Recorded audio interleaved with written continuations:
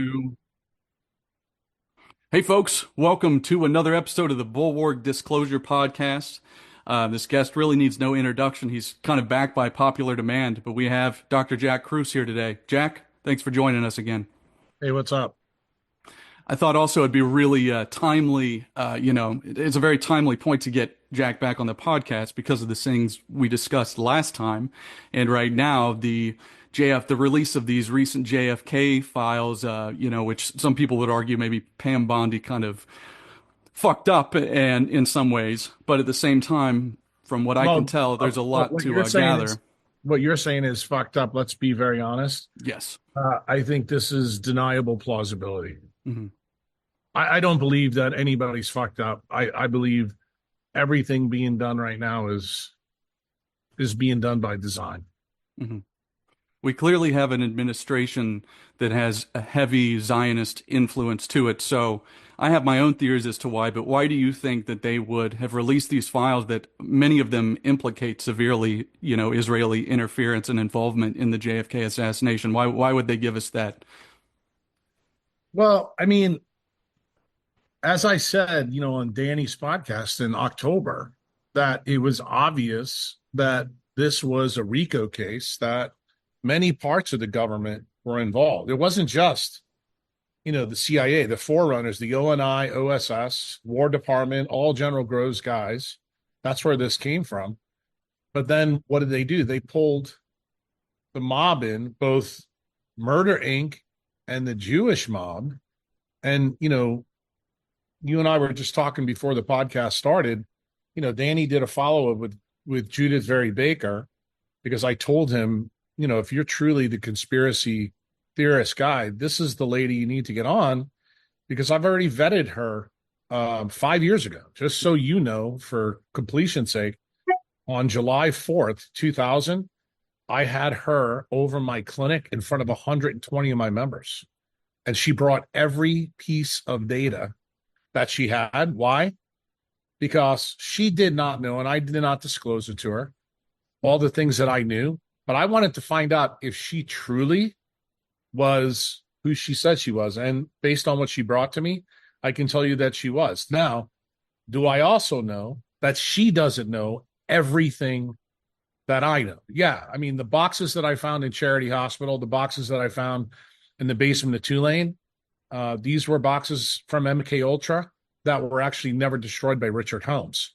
And you need to remember, I think even in Danny's podcast that he did with her, they talked about the JFK movie, and you heard Judith said, I couldn't even watch it because it bothered me so much. And you and I were just talking about, before, that one of Judith's problems with her storytelling, she tries to be uber accurate because she's been derided for so long, but it takes away from the big part of the story. She doesn't really understand that the big part of the story for her, no one really gives two shits about her relationship with Lee. I'm talking about the sexual relationship, the love relationship.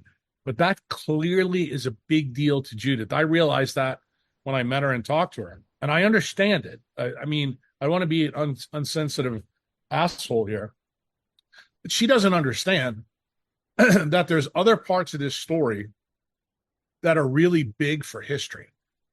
Not only the JFK assassination and who really was involved, because this whole release of the JFK files completely throws the Warren Commission out the window. What people need to remember, and I think I told you this last time we talked, I told you, you need to understand where Helms came from.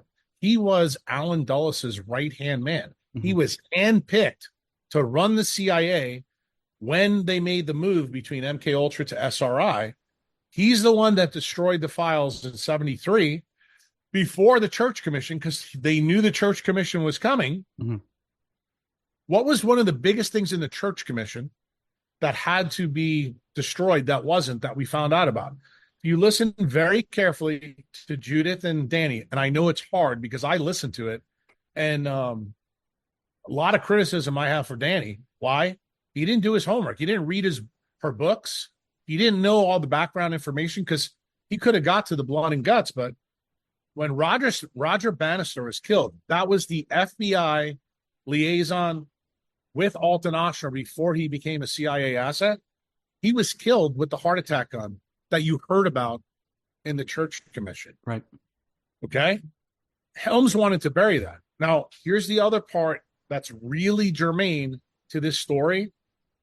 And hopefully people will listen to what I told you last time and go and listen to the Judith Ferry Baker interview. You need to realize at the end of the JFK movie, there's one slide. You guys can just rent the movie and go all the way to the end. In 1979, Richard Helms confirmed that Clay Shaw was a CIA asset. Now, you can throw the rest of the movie out, okay? Well, especially if you know who directed it, Arnon Milchan, who was an admitted Israeli spy. Right. And he fronted Oliver Stone. A lot of people think Oliver Sorry, Stone. he produced it, not directed. You're right. Right. And he was in with Oliver Stone. A lot of people think Stone was a problem. I got to be honest with you. My research tells me I'm plus or minus that. I don't know if I really believe that Stone was working on the behalf of the Zionists. I actually think that he was just trying to get this movie out. My big thing with Stone is that when they put the two pictures of the cages of the mice and the rats in the movie, but didn't talk anything about Oshner, that was my biggest problem with Stone. Why? Because I know firsthand that Stone knows that information. Okay. I'm not going to tell you how I know it, but I can tell you he knows that information. And it didn't make the movie. And my belief has always been, since I got that information, that he knew that it was because of the gentleman who produced the film, because the Mossad did not want the information out in that film when it came out. But the thing that I want everybody to know why this is really important, at the end of that movie, you see in 1979, here's another part of this salami sandwich that we haven't talked about. How did Clay Shaw die? He also died of a cancer. And he had deniable plausibility because he was a heavy smoker. Everybody knew that. He also had a pretty brisk nightlife because he was a flaming homosexual. Yeah. But there's data out there that I've uncovered that he also was injected with the SV40. And that's part of the reason that he gets taken out in 74. Why? What was going on in 74 after the Warren Commission? Remember, this is when the CIA takes Nixon out of the White House because he's also questioning the Warren Commission. Right at this time is when Hale Boggs, who is on the Warren Commission, starts to flip. That becomes a big issue. Why? Because they know that Clay Shaw has got a lot of dirt on Hale Boggs. Why is that? Hale Boggs was incredibly important in getting the Linac for Oshner. You think Jolly West got to Clay Shaw like he did Rubenstein? Oh, I'm going to tell you, that's the other misnomer in Judith's podcast. She told Danny, and I heard her say it, that Jolly West was the one that injected him. That's not true. Jolly West was there on the behalf of MK Ultra on Gottlieb, but they didn't get the SV40 from there. The other thing that she said I thought that was very interesting, and this told me, because she told me this 5 years ago, when she told me that the rest of the cancer cells wound up going to MD Anderson, I have found evidence of that as well. But I will tell you that the link between Jolly West and Ruby and Clay Shaw is not what she thinks. There was other people that injected Ruby in jail. And we know that what Ruby was given by West was some type of psychedelic because we have the video proof. We have the press conference afterwards where he's clearly tripping balls and out of his mind. That's why I'm telling you that she has filled her own narrative into that story. A, she wasn't there. B, she has no way of knowing this. And I can tell you that Ruby got a bad batch of SV40 because guess who made that batch? It wasn't Oswald. It wasn't Judith Ferry Baker. It wasn't David Ferry. It was Mary Sherman by herself. And that's the reason Mary Sherman was killed, because she knew that Ruby got this mix. And if you understand about the cancer, this is the reason why this is the one part of Judith's story that I don't trust her on, because she was not a firsthand witness here. What happens, she goes back to Florida, and she's right. She did get a cush job, by way of her connections in Florida. But who is the person left back at Oxford that has to make the concoction, who magically dies 6 months later, which is Sherman. Sure. Here's the key part of the story. Jack Ruby doesn't die like all the prisoners did from Angola. He actually lives longer. And you know the reason why? Because the batch wasn't as good that she made. And Judith believes, to this day, I know she believes this, that he got all these x-rays to start the process. She doesn't understand. The CIA and the mob knew that Jack got a bad batch. And that's the reason the x-rays were done. And she does not understand. She thinks that it was done to reduce his immune system, because remember, she's talking to you about the science side of it, but what she doesn't realize is what Sarah Stewart and Mary Sherman really found is that x-rays make the tumor virus more deadly, meaning non-native EMF is what does it. And they knew that this guy was not getting sick. And they were wondering what the hell goes on. By this time, Sherman's already dead. They have no way to go back to the well. And they have to do everything in their power to keep this fucking guy quiet. Because what Judith did say in that podcast is absolutely true. She made the link that Danny just totally shit the bed on, that Ruby and Lee Harvey Oswald knew each other for a really long time. And when I told Danny in the podcast that Lee Harvey Oswald had grown up in New Orleans, he didn't know that. His famous guy, John Newman, that read a million pages, very fucking carefully left that part of the story out. And he had no idea that his uncle was linked to Carlos Marsala. That's actually how Oswald was thrown in this mix. Oswald was never the FBI guy. He was always the CIA asset. Who was the original FBI asset? That was fucking Oshner. And then when Oshner got roped into this issue with SV40, with the Cutter vaccine, that's when he became the CIA asset. And Judith does not know any of this story. Why? Because this predates her coming in. What she knows is those 3 or 4 months right before Kennedy gets taken out. She knows all of those things, and she's got documented proof on the ground. There's no question this lady is the only firsthand eyewitness that's left alive. The sad part is, me watching the video the other day, I mean, her mental capabilities are not what they were. I can tell you 5 years ago when I met her, she wasn't this flighty. But I do believe that Danny didn't help the interview because he didn't do any homework. And she was frustrated. You could tell when he talked to her.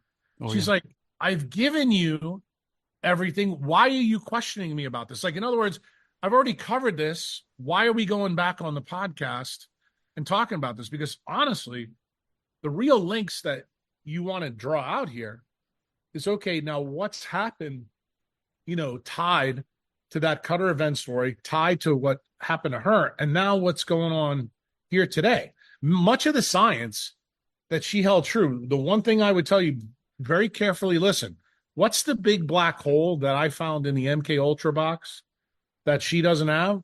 All the stories about Sarah Stewart. Sarah Stewart was a way bigger part of this story than Judith ever knows. Judith was blinded to most of Sarah's stuff. Sarah was the brains of the whole operation. She's the one that believed that they could get rid of the virus by radiating it, and turned out she was exactly wrong. The key part of the story also was when Ferry's found dead, part of her thesis, Jim Garrison finds at the murder scene. Who's Ferry? Remind me. David Ferrie is the guy that was the Eastern Airlines pilot that was working for the CIA in the Bay of Pigs. Don't they say that, isn't there a theory that him and Jack Valenti were the actual shooters? Yeah, but that has no credibility at Hmm. all. But was Ferry in Dallas at that time? Did Right. Ferry have a big time motive to hate Kennedy? Yeah, I think Judith did a fabulous job Hmm. laying that out. Why? Because he had two, gay lovers that were killed in the Bay of Hey, Pigs. Pigs. Well, And Judith's story is like so, it's such a great example of the compartmentalization and plausible deniability that the CIA correct. like operates with. You know, she can be so aware of so many aspects, but so many other ones she doesn't, just like you were talking about Well, that's why I Stone, was you trying to know. tell you about DARPA, because guess what? This whole idea is where it comes from DARPA. It's about siloing not only science, Hmm. but also siloing information. This is a really a government idea that they got from General Gross. That's where it goes back to. And that's how you know you're involved in a military operation. Um, the problem, really is that there was parts of that story that I think are much more important for what's going on in our life right now, especially when you consider what's going on with Maha, what's going on with Bobby Kennedy. And I really truly think that, some of the stuff like that Ben Shapiro has put out recently about, oh, what does it matter? Well, we can turn around and say, well, what does it matter that we talk about the Holocaust? If we're going to use the same logic, but to be honest with you, this is one of the problems since he is a mouthpiece for the Mossad now. Hmm. I think what he said actually is diesel fuel on the fire. Now, I will tell you my opinion based on what I've seen. I don't know what you've seen in your audience. Yeah. I think most people have been MK Ultra so much, and I think you're a young guy. I don't think that Americans that are alive today are madder than hell about Kennedy's assassination. Personally, I think they should be. Why? That was the Because takeover. That was the coup. that's exactly right. And if you want to know why you're living and why your parents have lived in the world they've lived in, that event is actually how it started. And I have to be honest with you, I'm not going to lie to you. I've been a little bit disappointed with the reaction of the American people. And Hmm. to be very honest with you, I was happy on Twitter after the JFK files went out because famously when I did the thing in October, I made the case to Danny that I can't fucking believe that you don't believe Israel's involved in this because Right. you're a guy that's got a podcast that's all into these conspiracy theories and the level of evidence that's discoverable even before the files are released is off the chain. So when they come out and you read some of the stuff, here's my problem. Some of the guys that are on Twitter talking about, they're known anti-Semites. And Right. I try to explain to people, I'm not an anti-Semite. I'm an anti-Zionist. That means I'm an anti-royalist, Fabian, Council of Foreign Relations, Alan Dulles, his brother, and Richard Helms. And you need to realize that who are the guys that General Groves really cultivated? It's those guys, the loyalists to the crown. And the thing that really bothered me the other day is when we saw the rumors, and I don't know if they're true, that Trump gave an olive branch to the fucking King of England. Let me just tell you something. Out of everything that I've heard so far, that would be the most devastating information out of the JFK files when you really understand it, because you know that a lot of people, especially in my world in Bitcoin, they always like to lead with the financial stuff with the Rothschilds and Rockefellers. Right. I don't really go that way because to me, the most impressive part of this story is the biologic medical side. Because when you see that today in 2025, we are injecting children, 1 million children a month with this vaccine. The same vaccine that Oshner injected his two grandchildren with. And And died. no one seems to have a fucking problem with that. And that includes Bobby Kennedy, which is fucking stunning. You want to know the truth? I said this on another podcast, but I'm going to say it to you straight to your face.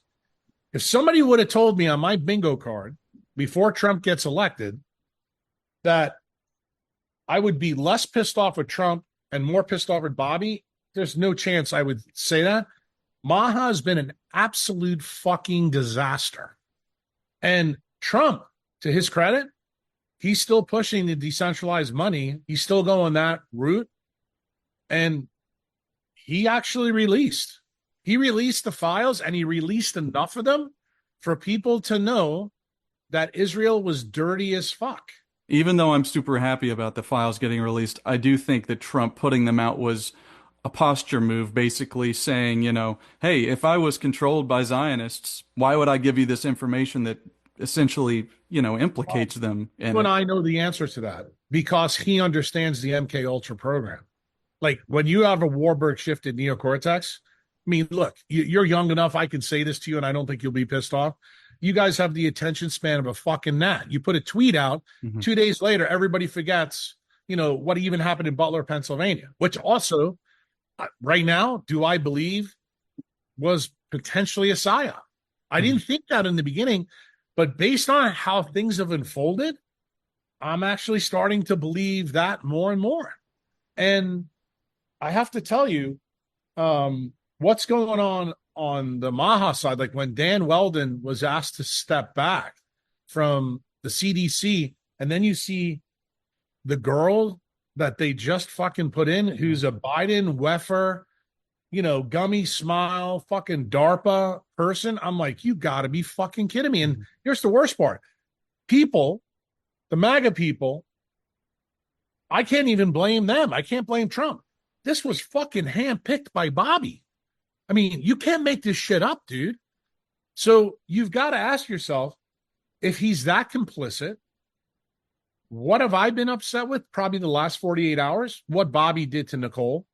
I think not only did he lie to her, he wasted her money to get himself in a position of power. I don't know what his plan is. I mean, maybe he'll, continue on Casey and Callie Means program. Like, let's get fucking red dye out of Fruit Loops and improve the food, but that's not going to fucking solve Right. the problem of these million kids getting injected every month, because this is on the fucking schedule. I mean, this bioweapons program is still full force from 1951 to 2025. And the savages out there, the people that listen to your podcast and when you and I did it the first time, I think y'all need to you need to be very serious about understanding really what's going on. I mean, this is a bigger deal than what happened in 1770 to 1775. I agree. There's not enough anger, and that's just more proof of the success of MK Ultra and all the distractions and the things that numb and make people complacent. If we didn't have that comfort in our lives, I think people would be a lot more willing to grab their pitchforks and go take care of it in the town square, like probably needs to happen. I know you and I agree on that. Well, I don't know how far, when people are dumbed down by the MK Ultra programming, what's the thing that's going to push people to action, to go read the Constitution and see what that Second Amendment really says, and understand that 250 years ago we shot at our king for a 3% tax, Right, on tea. and when you think about that and you go, look what's going on here. We just had an admission from our own government that intelligence agencies with a foreign power who had leverage over us because we took some of their Jewish scientists in Operation Paperclip to build a bomb in 2 years. That's the fucking leverage that they used to get their bomb and then kill one of our presidents who didn't want to fucking go along with the plan. I mean, and when, I think about, James Traficant, who used to be in the House of Representatives a long time ago, 2009, when he got on with Greta White's. Talked about how they're sending $30,000 to each Israeli citizen or something. $30 billion a year. That's what the price was then. But then you think about like some of the stuff that Massey and Marjorie Taylor Greene have talked about now, that they don't have AIPAC handlers. And you see that when, Mitch McConnell is getting ready to go out, Massey may run for that seat. And what does the Zionists come out? Oh, we're going to primary him. Power to not let him run. Let me just tell you something. If you're a fucking savage, you really want to do something good, move to fucking Kentucky so that you can vote in that fucking senator election. Because I'll be honest with you. I think that it's high time before maybe we start shooting at the Kings this time, that people start realizing they got to fucking vote out, certain people. It doesn't fucking matter, if they're supporting your pet peeve thing. If they're dual passport people and their allegiance is to Israel, then it's gotta fucking stop. Hmm. This is getting in the business of we the people. And I have always believed that Bibi Netanyahu, whose name is not Bibi Netanyahu, just so you know that. He's got a Polish name, and that's done also by design. All the guys that run Israel have changed their names. There's a That's Wikipedia page for it. Look up crypto Judaism. yeah. It And I exists for a reason. I would just tell you that I think people need to understand that it started with the Bushes, and we've been running Israeli wars all the way through since really 1947. The USS Liberty in 67 turning a blind eye. And when they found out Mhm. the Russians were downloading all this information, back in those days, having evidence of genocide. I mean, look what's going on in Israel or Palestine, whatever you want to Right. call it now. I mean, it's the same fucking shit that went on in 67 with the USS Liberty. There, LBJ gave the okay to shoot our own people down. Right now, nobody gives two fucks what Israel's doing. I mean, that's also the effect of MK Ultra. You sit back. I mean, just think about how crazy this is. Then we had the USS Liberty. They had to shoot soldiers to make sure that story never came back. Unfortunately, or I should say, fortunately for us, Fortunately. unfortunate for them, some of them lived and are still pissed off to this day about it. Hmm. But we have fucking video right now on Twitter every day of what the fuck's going on there, and nobody gives two fucks about And it. that was the same exact thing that they did, like with October 7th, the Liberty they were trying to blame on Egypt, just Correct. like Well, it's October the 7th same. You got to realize and 9/11. it's the same game plan because it was successful before. We can use it again. In fact, Judith made that point in the interview with Danny right at the end about the people that they used to recycle the shooters. Why did they do this? Because they wanted to keep recycling those shooters in, because it takes a lot to get a sharpshooter, that level that can take somebody out at a distance. Now we have even better, more talented people than we had back then. But let's be very, very clear here. The intelligence agencies of two countries took your president out. So what makes you think that any president since that time has been playing for we the people? When you hear the criticism that we have selections and not elections, I have to be honest with you. That's now to the forefront.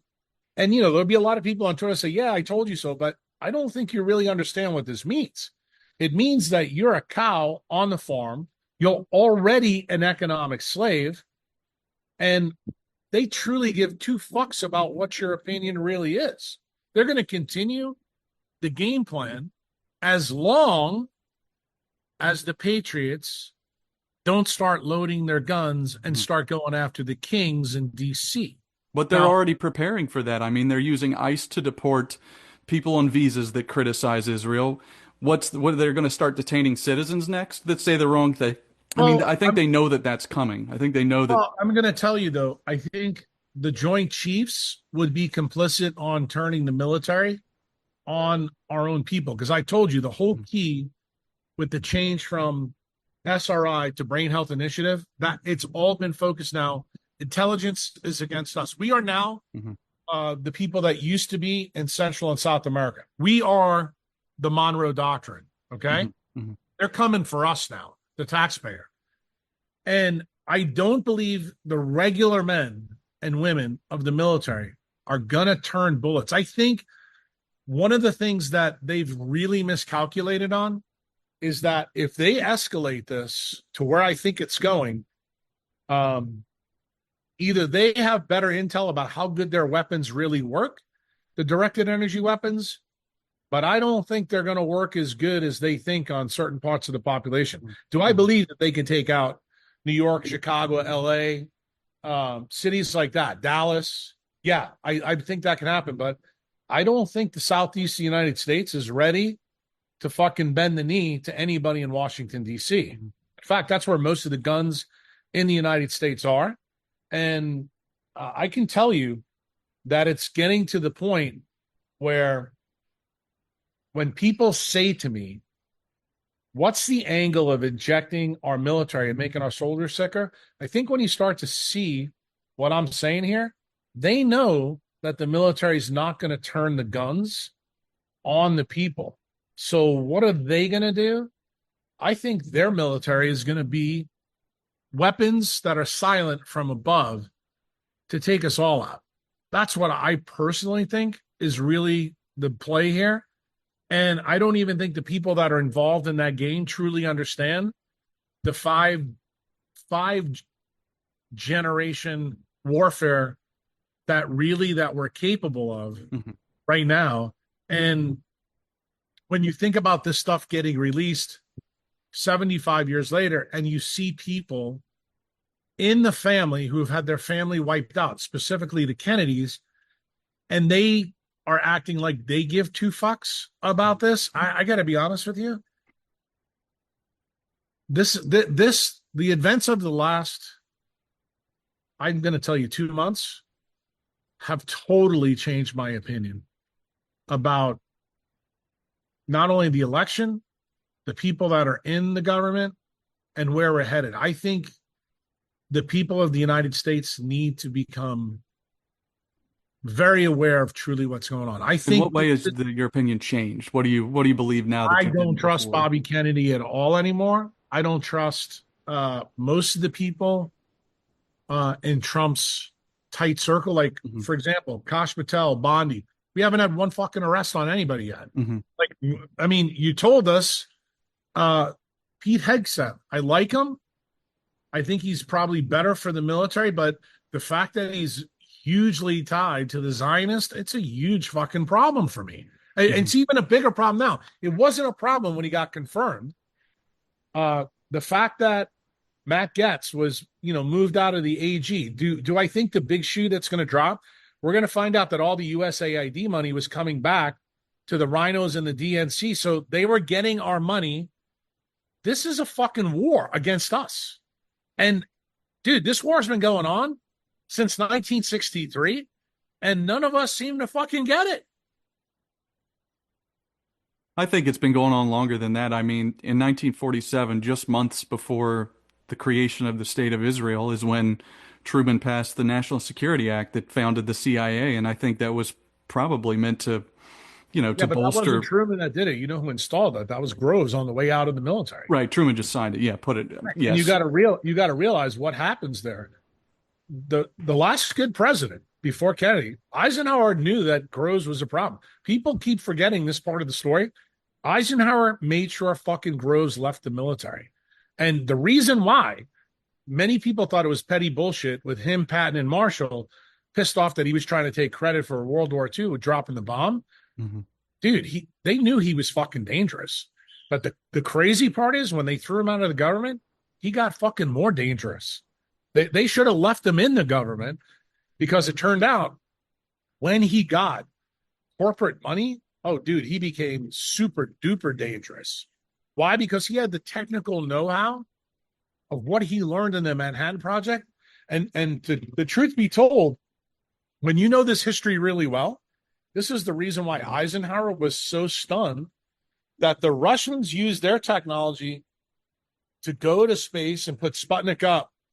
We were wasting all our fucking time building information technology. We were building, the world of Google, Intel, Microsoft, Dell, what eventually becomes, X, Peter Thiel, all that. This is the beginnings. This is the foundation level.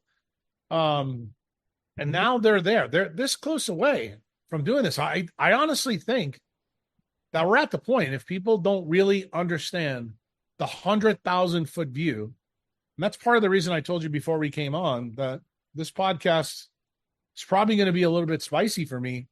When I see a guy like Danny do this podcast with Judith, and he's got the goods, and he doesn't do the fucking homework, I start asking myself,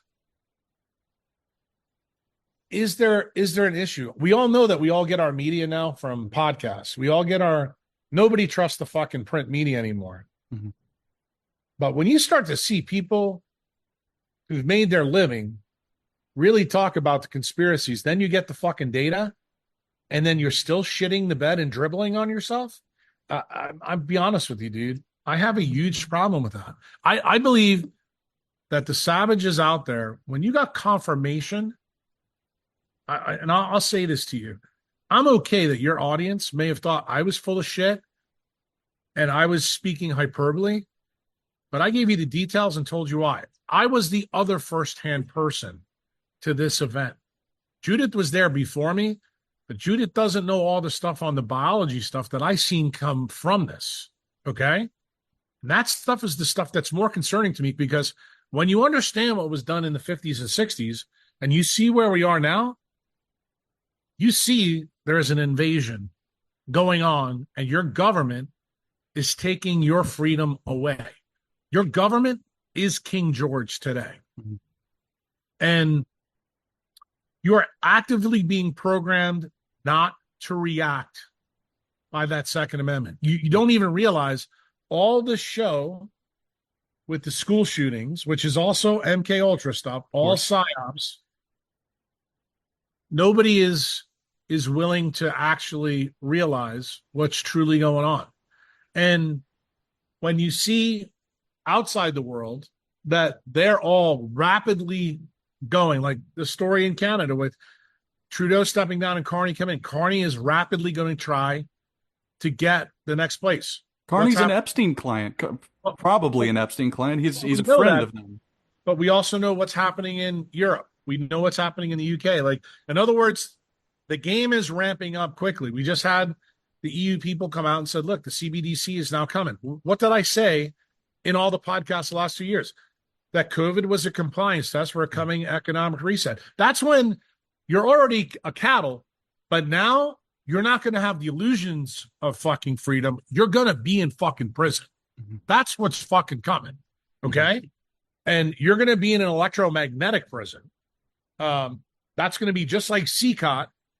It's going to be built a little bit differently than CCOT, but it's going to have the exact same effect where the haves and the have-nots can control this. And they know if they take your regeneration paths away so that you can't reverse this Warburg metabolism on your brain, they're telling us, they're telegraphing us, we don't give two fucks what you think, because we can control what you think.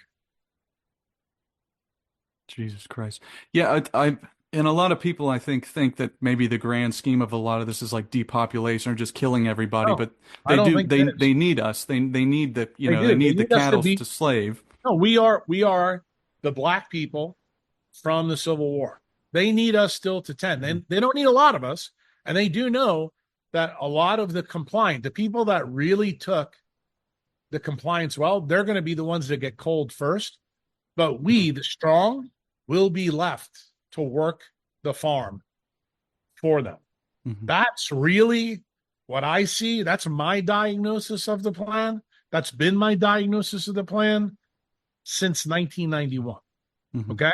So I'll tell you how long I have felt this way, and I've seen the layers of the onion come through. I thought this was my mistake. You could fool me once, fool me twice. But after seeing what Bobby Kennedy pulled with Nicole, dude, don't you have some suspicion of Nicole because of Sergey Brin and her connections there? Don't you have some suspicion that maybe her funding him was just them working through her as a proxy to get someone that controlled like Bobby in place? Yes, but I'm going to tell you, Bobby knows how to keep his brain working well. That's why they made a catastrophic mistake when you saw him putting methylene blue in that video when he was on the plane. It tells you that he knows something that a lot of other people don't know. I can tell you firsthand, Nicole doesn't know that. Okay. Nicole almost died a couple of months ago. If you want to know the reason why she's not part of what's going on in there, she just admitted the other day on a podcast that she almost died. I knew about that back in November. I actively talked to her. And that was not a nefarious takeout, I can tell you. It was by her own hand. It was by the 4 jabs that she took. Mm-hmm. The reason why she's pissed off is she's got a jab injured daughter, and she is jab injured herself. She's one of the people they're attempting to cull. What do I believe now about Bobby? How nefarious is this?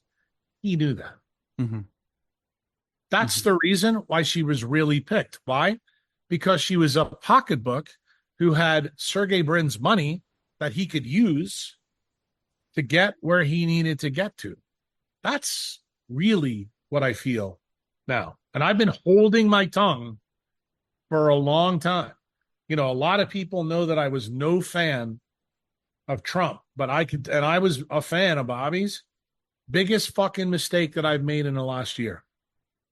Biggest, not even close. And do I think Trump still might be redeemable because of the money side? Yeah. But I'm going to tell you, I think if you don't fucking own Bitcoin, dude, you're fucked. You are so fucked what's coming. And it's going to happen sooner than I think everybody anticipates. But the sad part, the real sad part is I worry about those million babies every month that are getting popped with this jab. Like, we have to do something, because if you really understand what I'm saying, if we're going to fight a war against our government down the road, those babies right now, that's going to be our soldiers. We have to do something to save them, because what is the government effectively doing? If we take the people that will fight back against us away, they have nothing to fear. Nothing. And they're creating the Delta and Epsilon classes from Brave New World as we speak. I mean, they've been doing that for decades now. They've been doing it for a long time. Yeah. But the problem is you need to see it. Like, it's kind of like when I say stuff that I'm saying to you now, I know that for people who don't understand all the history and the science, that this sounds hyperbolic. But I don't know how much more I've got to tell you to tell you that I've really fucking put this together. And I want people to understand that we all need to come together. I still don't think the United States is a lost cause. Why? Because I have a little bit more faith in the savages than probably the government does. And I think we need to start pushing back at every level. Like, we should not fucking let them off the hook. Sorry, go ahead. I was just going to say, anybody that right now, the people that I trust, there's only 3 people in Congress that I would keep, maybe 4. 2 guys from Kentucky, a girl from Georgia. And I can't think of any. Massey's about the only one for me. I mean, Massey, Paul, and I think Marjorie Taylor Greene. But Marjorie's okay because I know she doesn't get any APAC money, but her, unwavering support of Trump, I don't. Well, she's a hard sell for me. I understand why she feels the way she does. And I do think, believe it or not, I'm going to shock you when I tell you this, there are certain redeeming qualities about Trump. I just happen to think Trump is so stupid that he doesn't understand the things that you and I are talking about. Like, he has always been a businessman. He's always been a real estate guy. He's been very, how shall I say? I want to come off with some grace here. He knows that the Zionist helped him get into New York real estate. So I think that's the reason why he's always been the need. But I also, and this is where I give him a lot of credence, he truly was best friends with JFK Jr. And I think when Trump found out that Israel was involved in that, that's when he fucking drew the line with Bibi and said, no, fuck you. This is going to come out, and we'll see where America falls out on this. You're talking about the JFK files? And I really think that the Zionists believe, and I think they're right, that they have so much control over the U.S. Congress that what President Trump's fucking opinion is about Israel anymore doesn't fucking matter. Why? Because they have everybody in their pocket. Now, the real problem for the Zionists is the secular Jews in fucking Israel are about fed up with the Zionists in Israel. And the ultra-Orthodox ones, too.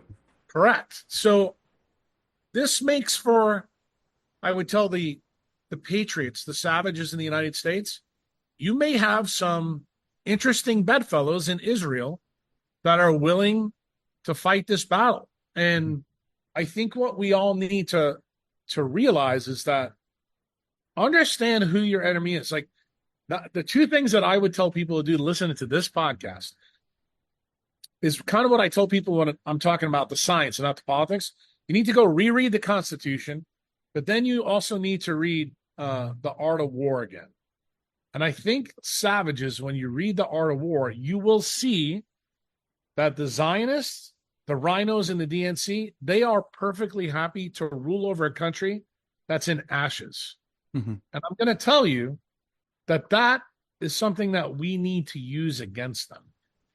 And I think that we need to start playing wise ball. So why do I think the stuff that I teach people about mitochondrial medicine is so important? Because I got to get you out of a warbird shifted brain.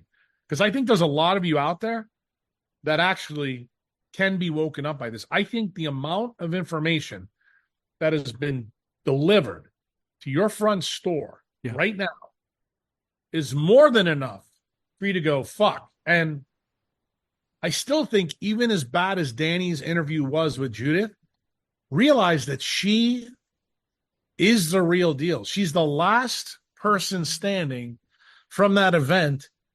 And you need to go realize not only what they did to her, but she's got no fucking incentives for this story. She's had her whole life completely fucking ruined from the time she's 18 years old. And she's in her 80s now. She's getting ready to die. Why the fuck? What's her incentive right now? Mm-hmm. I mean, maybe to support herself, as part of, one of the journalists that's involved in it. But realize all the journalists that, Danny has had on his podcast, all those guys, they kept pushing the fucking narrative away from Judith. And when Judith came on the scene in 99, who was the fucking people that pushed back the hardest on Judith's story?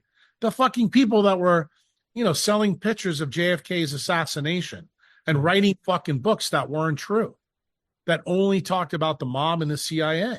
Right.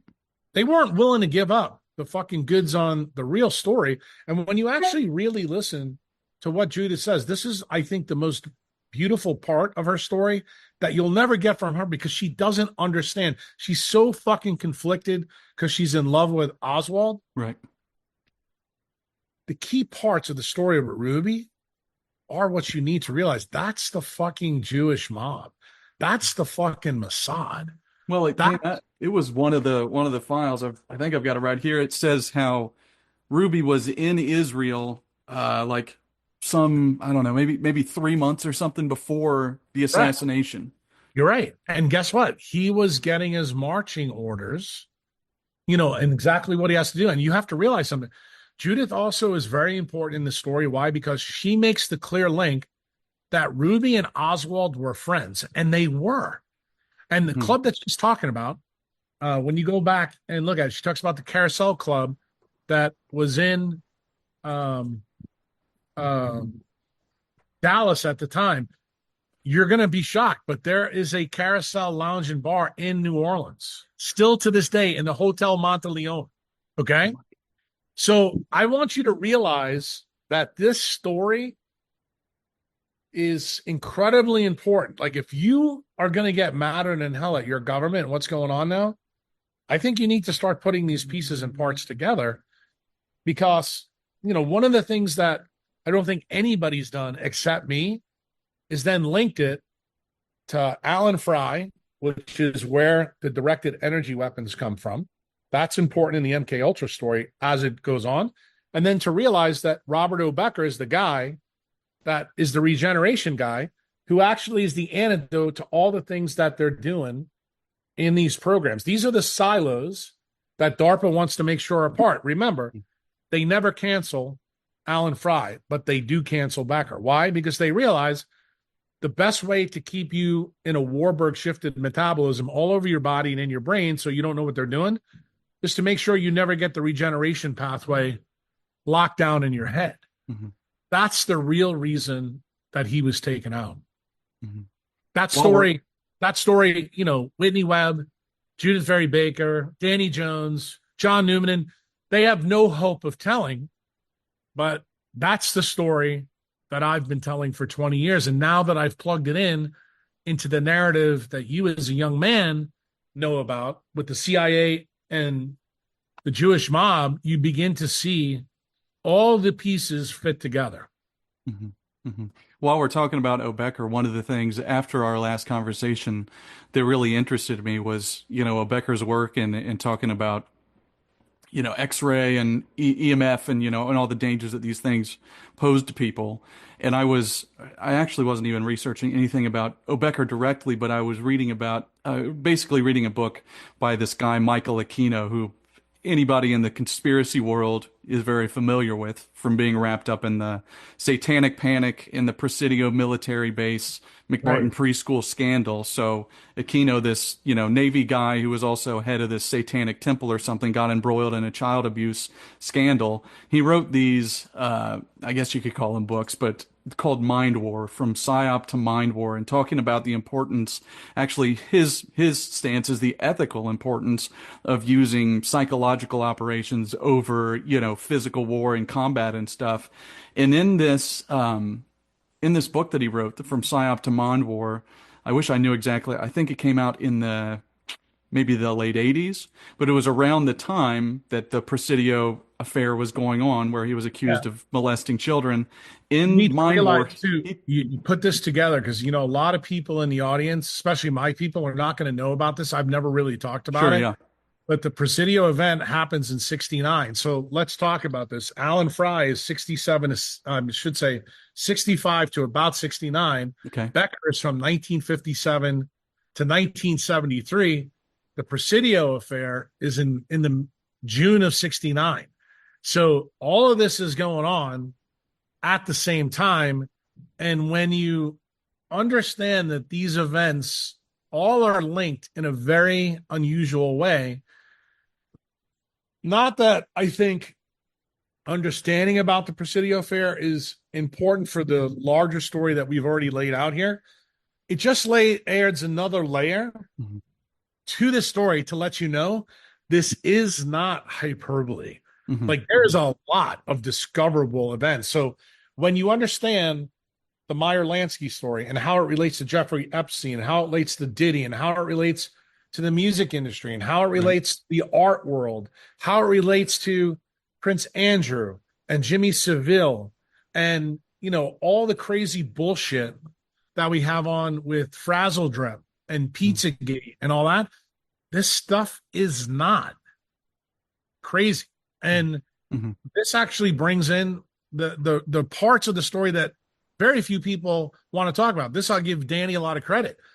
He was very, very tied in to understanding how Jolly West was big into Sirhan and also hmm into Manson family. hmm And if you listen to some of Manson's rants when he's in jail, I mean, dude, he talks, when he wasn't being controlled oh by yeah, the NK Ultra program, boy, does he have the story down pat. he He's does. like, the Israelis didn't want World War II to end, and they Hmm. wanted to continue and continue and continue. Yeah, that's a diary of a madman, but you just have to realize something that sometimes fucking crazy people, they still have fucking memories and they can get the truth out. And this is the reason why I'm going to tell you, they went from MK Ultra to SRI to Brain Health Initiative because guess what? The government can't have fucking people like Manson out there running his mouth. That's the reason why Mary Sherman was taken out.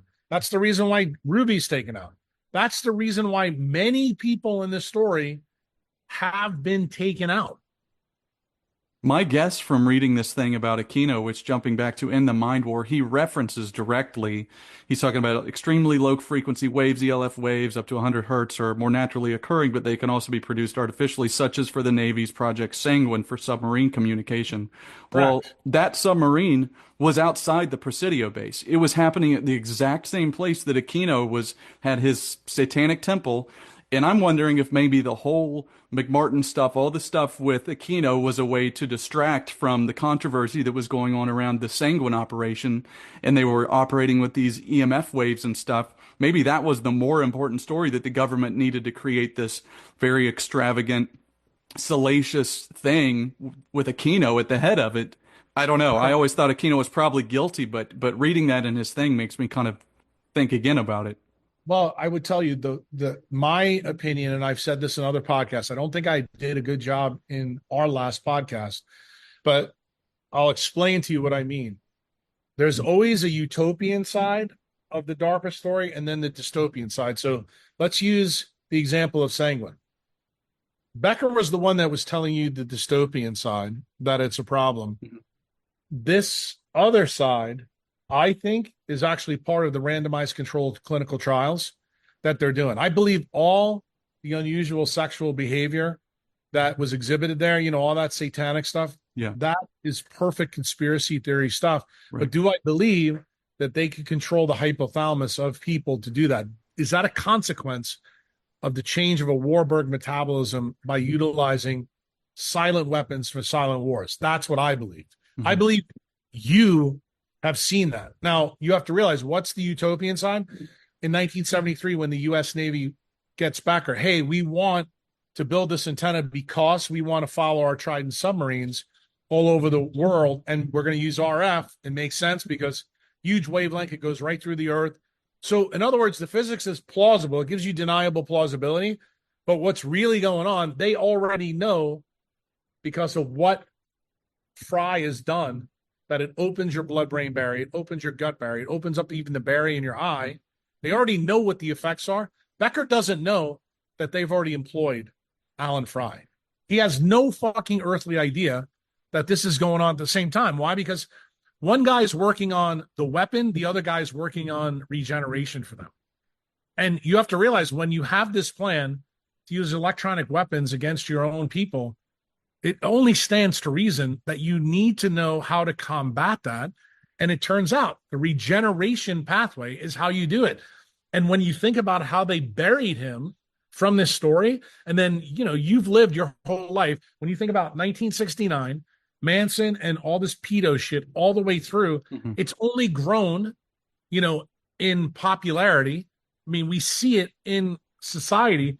You've got to start asking your question, is Lady Gaga really right? Were people really born that way, or were they programmed that way? Mhm. And my belief, I think is that they've been programmed that way because this is a consequence of the MK Ultra SRI Brain Health Initiative story.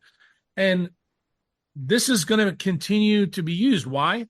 Because if you can dumb down your population Mhm. and make them not able to fight against you, this actually is a military goal. And if you Right. think about what the military's done, yeah, let's let all that freak show in. It makes no sense when you think about it from the outside, if you have the perspective of what our military used to be. But where it makes total sense is when you realize the military is against us. Mhm. I was Got it? talking to Joe Atwill, who's a fellow researcher and written some really good books, and we were talking about Tavistock and Hirschfield and all these different things, and that basically he thinks that a lot of people, people who are transgender, are making legitimate claims about their biology, that there actually has been something done to them biologically through whatever it is, vaccines, chemical, all the different, all the MK Ultra umbrella, that they're Correct. making legitimate claims about their biology, and it isn't a human rights conversation, whether these people have the same rights as everyone else, which obviously they do.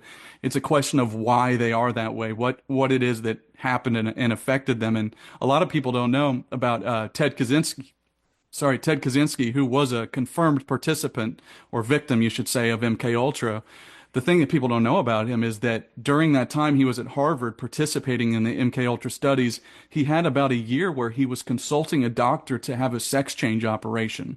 He was having idealizations about becoming a woman, and apparently it was drove him so crazy, he felt so much shame for it, that's why he quit the trials, and that's when he kind of moved out and secluded himself from society. So I don't know. I think that's a very interesting part of his history that's often left out of the conversations.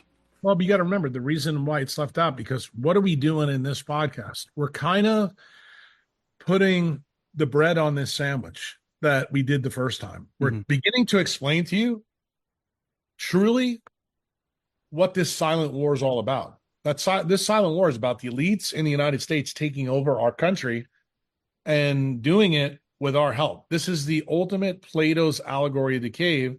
But how are they doing it? What's the silent weapon for the silent war? Mm-hmm. We're using the electromagnetic spectrum to do it. And this all began, in very discoverable ways. I have the firm belief that you have to tell people the historical timeline and see the big thing. But that's the one thing about Judith that's always driven me crazy. She is so tied to the emotional side of this story, and she wants to get this timeline for her laid out because she believes that Lee Harvey Oswald was framed. We all know, like, there's nobody that's arguing with Judith Vary Baker anymore. We all know that. But what she doesn't seem to understand is that there's a way bigger story that's now developing. And that story is they're coming for us. Like, JFK was the first. What's going to happen, or what happened to JFK, is now happening to us, except they're not using acute lead toxicity to do it. Now they're using stuff you cannot even see to do it. And they're getting your friends and family to help them do it. That's the crazy part.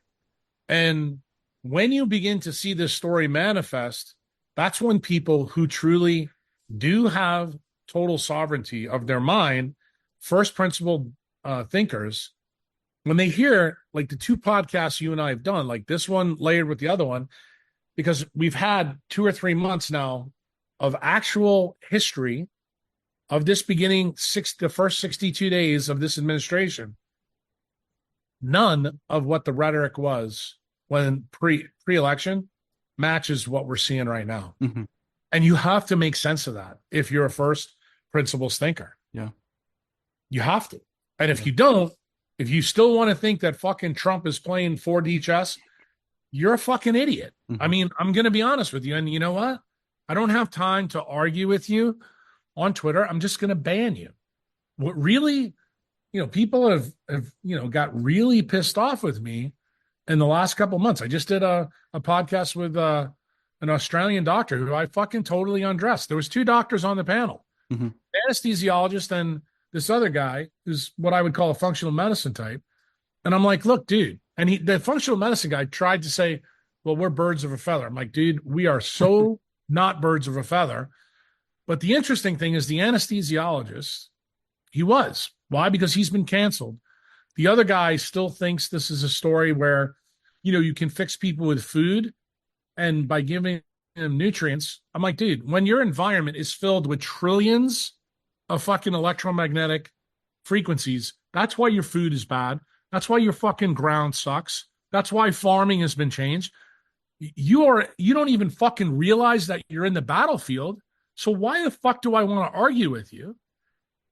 You need people to truly understand what the bioweapon program was about, how it was put together, why they're using fake food, why they're using vaccines, why they're using supplements, because it's the atoms in those things that actually make it more likely for you to be programmed by using the radiation from afar. And they have been perfecting this since the times of Manson. Mm-hmm. That's what they've been doing, and they've been testing it on us. So here's the utopian side. Everybody right now thinks great things about Elon Musk if you're not a true lefty, right? Because he's doing Doge, he's doing freedom in the press. What's the nefarious part? He's the motherfucker that's putting all these satellites up there that are eventually going to do the bidding of the Joint Chiefs of Staff and the elites that truly make us economic slaves. Yeah. That's the dystopian type. And I'm going to tell you, who's the next Lee Harvey Oswald? Elon Musk. I wouldn't be surprised. I've noticed that this whole this whole focus on food and health and all this stuff, everybody talking about seed oils and all this shit, it's really been pushed like over the past 5 or so years, really kind of post-COVID. I've noticed that everything's been diverted from, what we might have been talking about before to just food. You have to realize the story for food is not a new story. It's an old one. I give a lot of credit to some of the biochemists, like the one biochemist I'm thinking about, because I usually hate biochemists, but I got to give a guy his due. His name Hmm. is John Yudkin. In the 60s, he's the guy that came out against Ansel Keys and said, look, everything that you're fucking saying, and you may not know this, Ansel Keys was also part of the DARPA program. That's the reason why you got the 7 country study and everything else. He was a real prize package. But anyway, Yudkin came out and said, look, it's not fucking sugar that's getting us fat. It was very clear. He said there's something else going on here and we need to study it. And that's not the narrative that was out there. The interesting thing is that gets further in the late 60s, early 70s with Atkins. Atkins comes out with the first versions of the ketogenic diet for, the population. And Atkins was right, but not for the reasons you want to know. Because what happens with a warbird shifted metabolism? Blood glucose and insulin goes up. So if you eat ketogenic, that actually prevents you from being programmed. Okay. It actually fights against it. Hmm. But at that time in the 60s and 70s, we didn't have electromagnetic weapons. Remember, there was no cell phone towers. There was no internet in everybody's house. There's nobody with a fucking iPhone and things in their ears all the time. So the amount of protection ketogenic diet could actually help you then. Now, because of the inverse square law, this shit's all around you. Like you have to do that and a whole lot more. You actually have to protect yourself from being irradiated. And that's what the people in the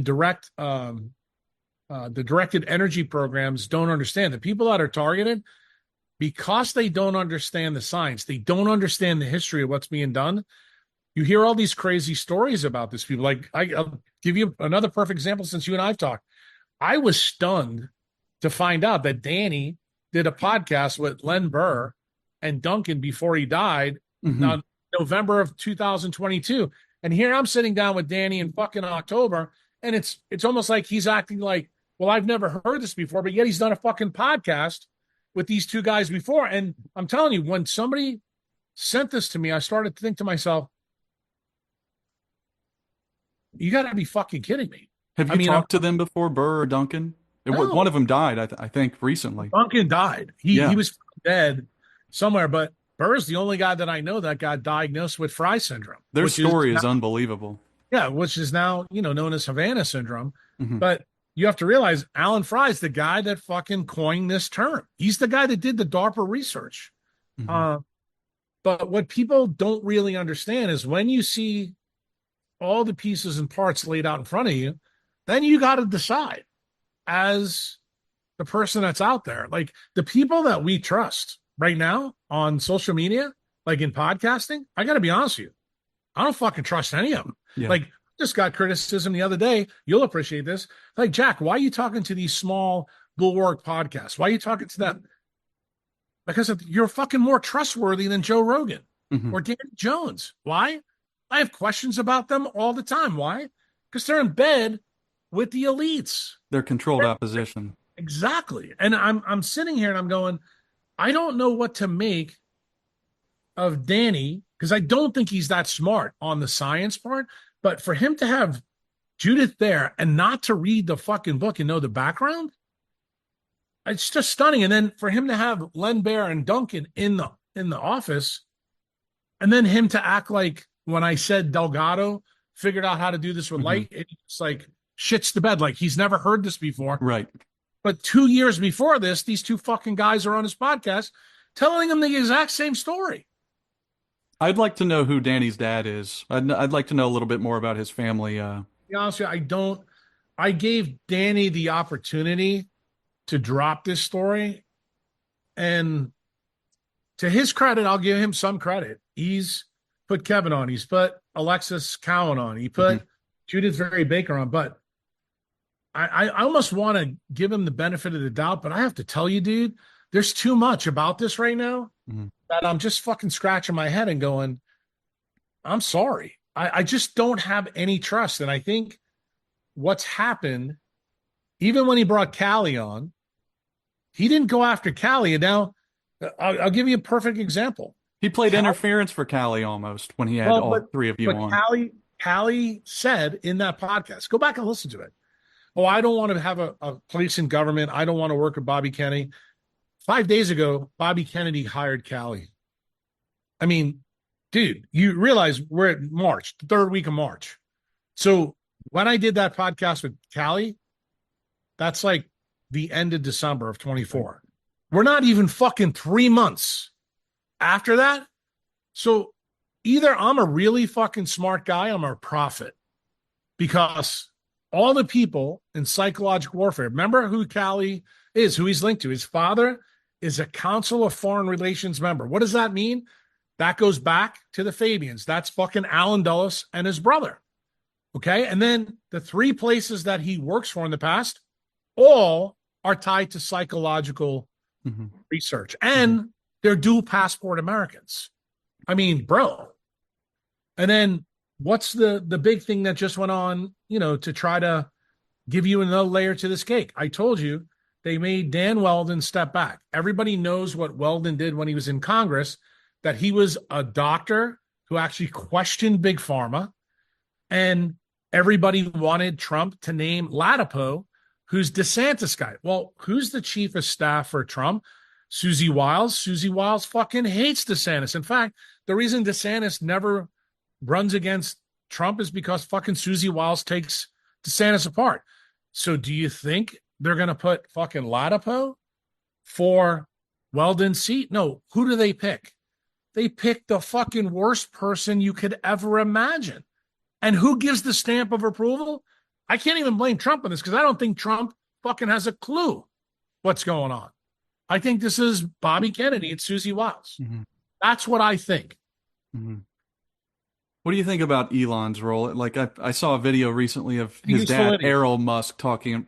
It seems like there's some force behind Elon, even that's pulling the strings more so than Trump is. It's the same force that is behind Peter Thiel. What is Peter Thiel? Peter Thiel is also a Lee Harvey Oswald. Who got them into government? Do you know who that was? John Poindexter. These guys were nobodies in PayPal Mafia. Poindexter is tied in with Wolfowitz, is tied in with, Rumsfeld. Just remember who signed the letter for JFK to back off the Zionist. Right? Rumsfeld. Yep. Rumsfeld signed it. Okay. Wolfowitz, also a dual passport guy in the Department of Defense. So Poindexter basically allows these guys into the Pentagon. They have been useful idiots. They are also silent. Now, I do know that Elon and Peter Thiel know what each other's doing, but they're on the same team. What is Peter Thiel's big play here? Peter Thiel's big play is the surveillance economy. Remember, he's the guy with Palantir. We used his technology to ID the faces of the last psyops, which is the January 6th start. And January 6th is a story of the rhinos in the DNC, specifically Liz Cheney and Pelosi and Chuck Schumer, to fucking certify a fraudulent election to put Biden in. So when people see me go hard against Trump, realize I don't think fucking Trump is as bad as everybody does. Why? Because these motherfuckers have been trying to get rid of Trump for a really long period of time. There's something about Trump that scares the fuck out of the people in the military. And what I think it might be his friendship with JFK Jr. And they were truly afraid that their plan could maybe unravel over that big issue. Do I believe when Trump reached out to Bobby, do I believe Trump did that with good intentions? I do. And you saw how Cassidy, the senator from Louisiana, basically gave him an acid test. Like, if you want my vote, you're going to fucking bend at the knee. Well, we're seeing Bobby bend at the knee multiple times. We saw it in the measles outbreak in Texas, and we're seeing it now with this person that Weldon's replaced. And don't you find it interesting that they let Bobby through, but they didn't let Weldon through? They didn't let Getz through. So why? Getz is going to put these motherfuckers in jail when we find out that our taxpayer money was cycled through the useful idiot in Ukraine to come back here. Because that's truly where Pelosi, Warren's money, Chuck Schumer's money come from. When you look at their salaries and how much money they have, that's our money. If you want to know the $37 trillion in debt, some of that money went to fighting the 20-year war in Afghanistan for the fucking idiots and the Joint Chiefs. But the real money has been paid out to Congress. Why? This is the perfect RICO case. This is your government fucking stealing from you while you guys are fucking dumbed down at Starbucks, watching your iPhone, watching Netflix and UFC and listening to Joe fucking Rogan. Yep. That's really what's going on. And I know that it's a huge fucking punch in the mouth for people that are going to listen to this podcast, but I got to be honest with you, Chief. I'm about fucking tired of it because it's blatantly obvious what's going on. And I don't understand why people aren't more in an uproar. You got all the pieces of the story now. They're out there. I mean, even people who voted for Trump, people in Maha are going, dude, we got you elected. Without Maha, without the crypto guys in Bitcoin and with the shit coins, Trump doesn't fucking get in. One of the only things that gives me hope is that you see like this massive shift in the public consciousness. I think a massive part of it is because of, I think the Zionists didn't take into account that we live in a technological age now, and they forgot that all of their horrific genocidal crimes are going to be live streamed basically for the whole world. With you. But don't you think that the world seeing that happen has helped? You're seeing the USS Liberty every day on TV, and nobody's doing a fucking thing about it. But more people are aware of it. More people care about it nowadays. What good is your awareness if you're not doing anything about it? Well, I mean, it's at least a first step towards action. People have to become aware of something in order to do something. No. So what does have to happen? Okay, 1776, 3% tax. What did we do? Look what's fucking going on now. Do you realize what you're saying to me, dude? And you know why you're saying it to me?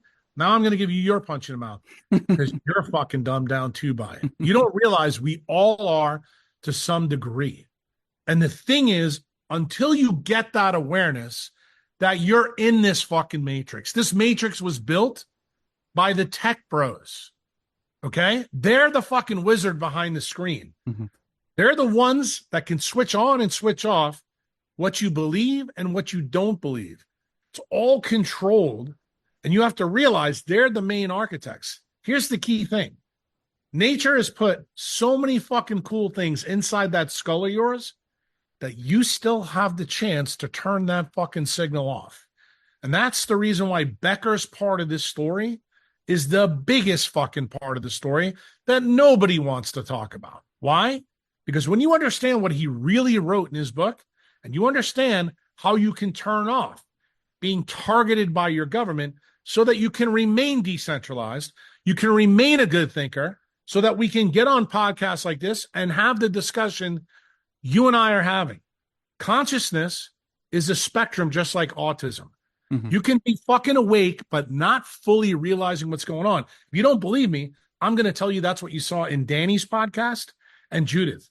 Judith is way more awake than Danny, but you can see her pilot light is going out. Her brain isn't as good. She's still telling you a story that was important in the 60s and 70s.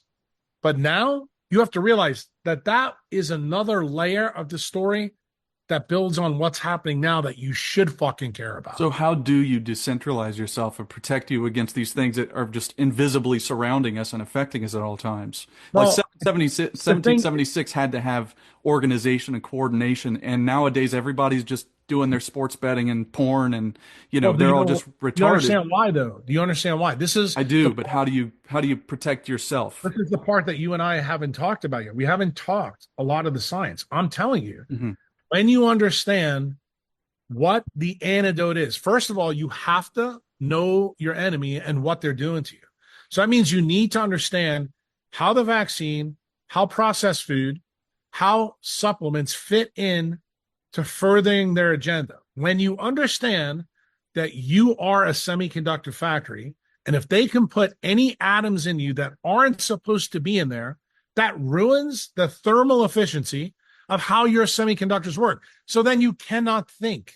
Got it? Mm-hmm. That's the gist without getting into all the science. If you really want to parse Becker's work out, that's it. How do you maintain the default settings that Mother Nature gave you? You need UV and IR light to hydrate the melanin sheets inside your head, and then you become a decentralized savage. That is the distillation of Becker's work. And that is what everybody needs to do so that when you have your podcast in the future, You don't worry about fucking Rogan and all his shit. You keep talking to the people who are awake. Because guess what? If you're doing the right thing, you're a tuning fork, my friend. There's a reason I'm talking to you for a second time. There's a reason I would never talk to Rogan. You're beginning to understand why. Because I'm looking for tuning forks that fucking can think, that aren't controlled. That's the key. I thought Danny was one of those guys, but I was fucking wrong, dead wrong. And am I pissed off about it? Yes, I am. The reason why is I don't think that we have as much time as maybe your generation thinks. Why? Because you're all nihilistic. You're all like, it doesn't fucking matter who we vote for. No, it actually does. But you have to understand, elections have consequences. And when you put people in that aren't supposed to be in, who aren't playing ball with these motherfuckers, it makes their job way more difficult. Mm-hmm. Mm-hmm. That's the truth. And the thing is, we need en masse. Like, I can tell you the two-party system is one of the biggest weapons that they're using against us. Of course. That's the key. And the thing is, when you become a first principle thinker and decentralized, you'll begin to realize, say, okay, I'm a Democrat, but now I understand what my Republican friend is saying. Like, I'll give you a perfect example, because this is the example I would give you. If you understood my relationship with Nicole, she is a total fucking left-wing liberal, married to Sergey Brin. You can imagine she's my fucking mortal enemy 2.5 years ago. And dude, the first meeting I had with her, if you could have listened to what I said to her, you think I'm bad on Twitter? Dude, I was brutal to her. But what didn't I realize? Because the punch in the mouth that she got from Sergey, that she got from her daughter Echo because of Sergey, and she started to realize what was really going on, and just realize something. She still believed their bullshit to take 4 fucking jabs. Now she knows her life's at risk. But guess what she did? She did the craziest thing ever. She proved to me that she's like, I now realize I made a mistake of being a left-wing liberal and not questioning things. You can still be a left-wing liberal, but when you understand that freedom and sovereignty are at risk, then we should be on the same team. Because guess what? The question that you posed earlier, in 1770 to 1775, because they were all first principle thinkers, they had nobody controlling their mind. That's the reason that they organized. The reason we don't organize now is because we're too fucking busy watching Netflix and Joe Rogan and Danny Jones, because we're not thinking. We're worried about who the fucking Titans are going to pick first in the draft, or we're worried about who's the UFC fight on Friday night. We're worrying about things that are superfluous, why these motherfuckers take our sovereignty away. So guess what? When I can teach savages truly why DARPA canceled Becker, and I can get that message out, because remember, I've been doing that for 20 years. That's the stuff that I'm the most proud of. This stuff that I've been talking about with you guys for the last 2 years, it's because now their agenda is pushed up. And COVID was that wake-up call. I knew what was coming. I knew that SV40 was going to be in the jabs. I told people it was coming, and y'all still didn't fucking believe me. I don't know how many more times I have to be right to wake the savages up. And I told you, I'm not looking for 1 million, 2 million, 4 million people. I'm looking for 150,000 people that say, fuck this. We're not doing this shit anymore. In other words, you're going to be like those people in England a long time ago, where the word sabotage comes from, sabots. They were wooden shoes that they threw in the clock gears. Each savage out there has to be a fucking sabot. We have to stop the globalist agenda at every level. I don't care if that means you're not going to buy their products. You're not going to consume their fucking media. You're going to tell fucking Joe Rogan, fuck you, because you need to. Just because he does some good things, remember whose team he's on. That's the point I want to make. And I know what I'm saying. It sounds fucking crazy until you put the pieces together. Let me just tell you, you live now in a world in 2025 where all those pieces, everything I've told you is discoverable. You have a duty now to fact check me. Mhm. That's the reason why I was so hard on Whitney Webb. The reason why I was so hard on Mark Godwin, the people that supported Danny, because they were missing the biggest fucking piece of the story, the biology side. And that's the side that's actually going to drag our asses out of this. If you want to know the Mhm. truth, the guy in Plato's allegory of the cave was the guy in the fucking sun. Don't forget that story.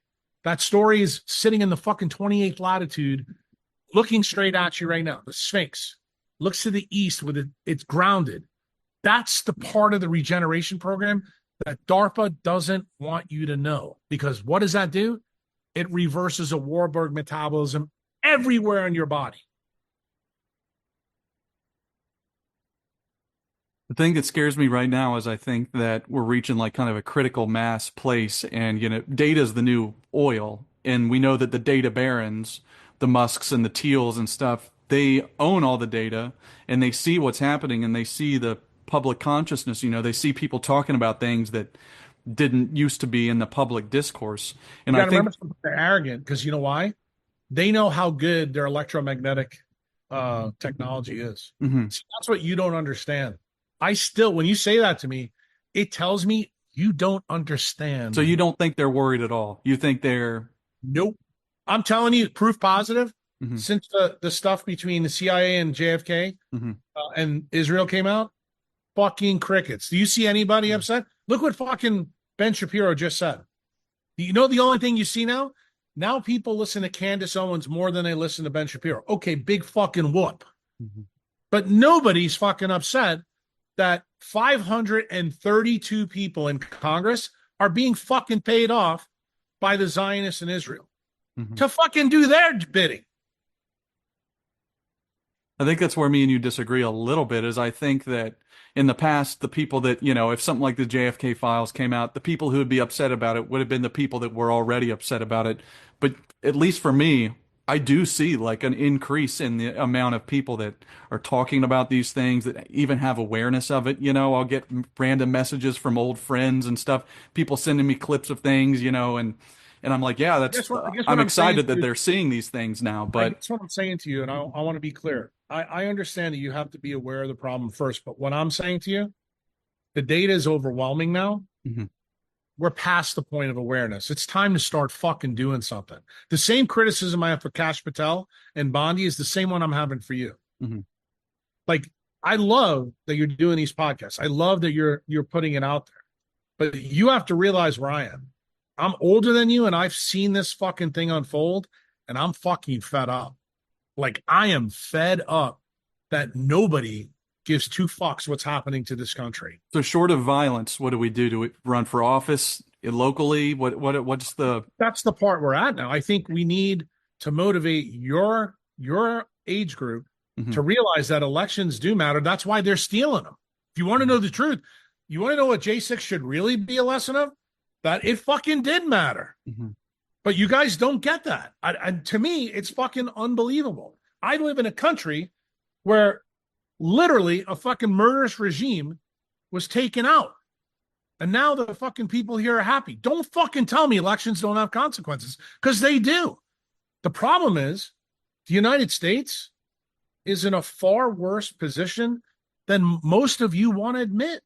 Why? Because you're fucking drunk on your own bag. You think you're the king. You're not. You're a fucking cow. You're on a pasture, and you just don't know that you're fenced in. Why? Because the fence is made out of light you can't fucking see. So how do we break the fence, man? Well, I'm kind of hoping that's why I'm doing the second podcast with you. I'm to be honest with you, I hope this stimulates conversation amongst the savages. Because do I think, when Massey says, "Hey, I'm going to run," that look, I'm not kidding you when I tell you this. I want people to move to fucking Kentucky and make sure he wins. That's what I'm telling you. Mhm. That's the kind of shit that Paul Revere would do. Okay. That's what we need to start to think about.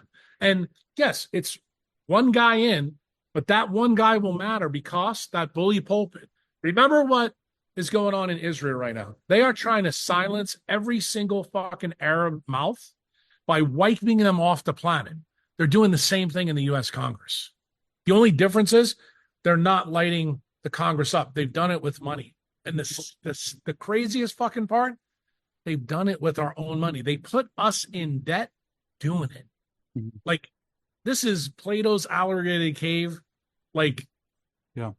5G. I mean, it is, and I hate to give him credit, but this is a fucking brilliant plan.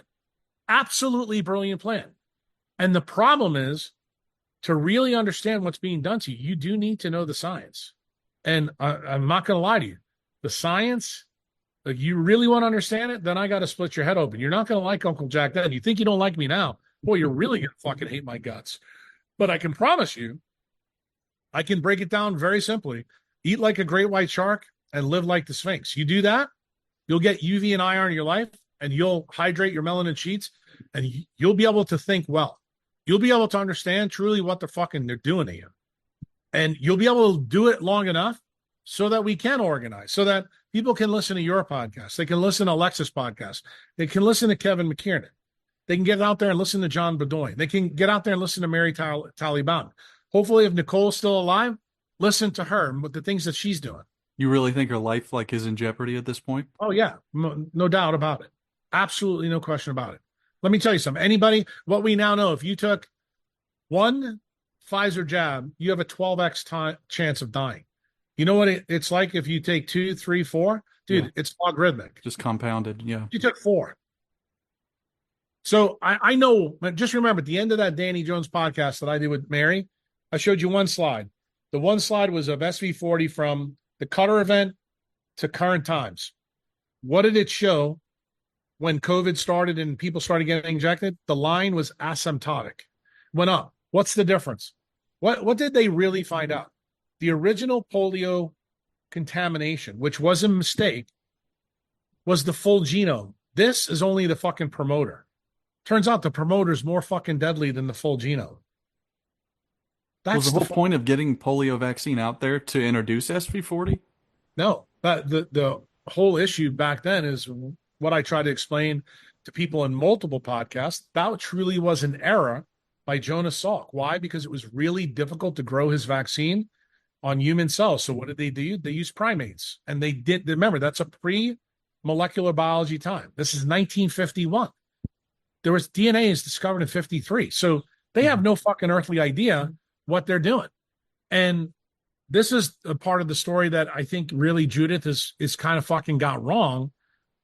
When they hire Mary Sherman and Stewart to come in, those two ladies also don't fully know the true scope. They're the best that we have in the world, but they don't understand. And what does Mary Sherman find? She finds that electromagnetic radiation makes SV40 worse. Okay, not better. And what happens then? That's when the story goes from, oh, we're going to try to fix this, to now we're going to use it, because they found out what was really the whole bioweapons program in New Orleans all about.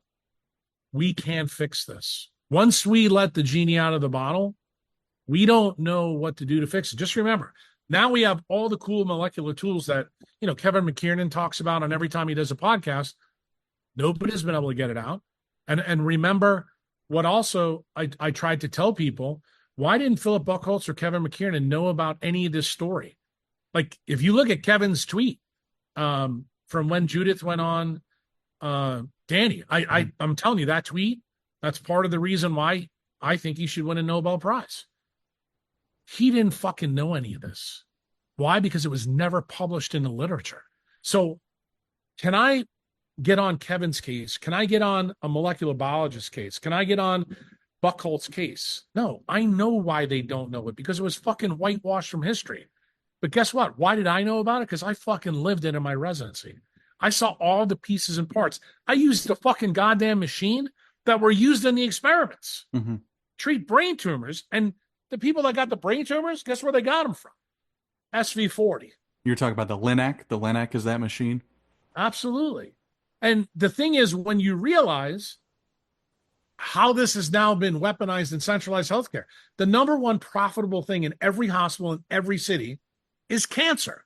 You think these motherfuckers are going to stop treating that? I mean, course I'll not. give you a perfect example. Let's talk about Mary Taliban. She's had this war with Houston Methodist. What's the war? Houston Methodist it's one of the biggest hospital systems in the world, makes as much money in cancer as MD Anderson does. Do you understand the whole game here? Cancer is a huge business. They don't want to solve it. It's like a fucking wallet bobsy for humanity. And if you don't look at that data, that slide that I showed at the end of that podcast, you don't really understand the magnitude. And what happens?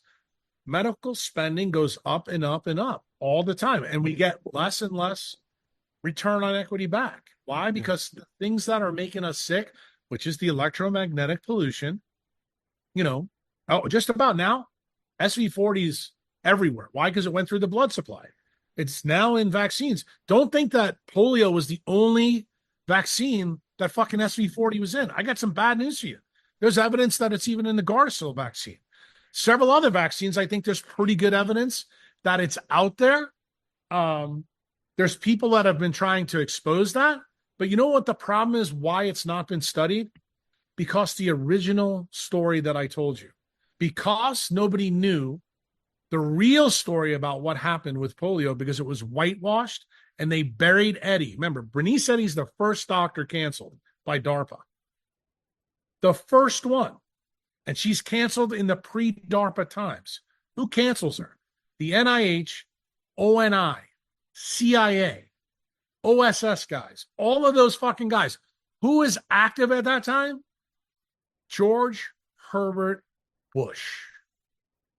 Got it? Who's the vice president at that time that's trying to hide all this? Richard M. Nixon. He's the vice president for 8 years. These people all knew about this story. This story has been in the government for, I can't tell you how long. You want to know the reason why Richard Nixon gets popped by the CIA? It's over this fucking story. That whole Watergate thing is nothing. I mean, if you think about what Nixon did in 73 to the DNC, how about fucking what Obama did, which is fucking literally 1,000 times worse? But nothing happened to him. Do you know why? Because he was playing on the right team. He wasn't going to turn state's evidence against the people that did the first fucking bioweapons lab, which is what was happening. And who did they replace Nixon with? A guy that's out on the Warren Commission. Imagine that. Yeah.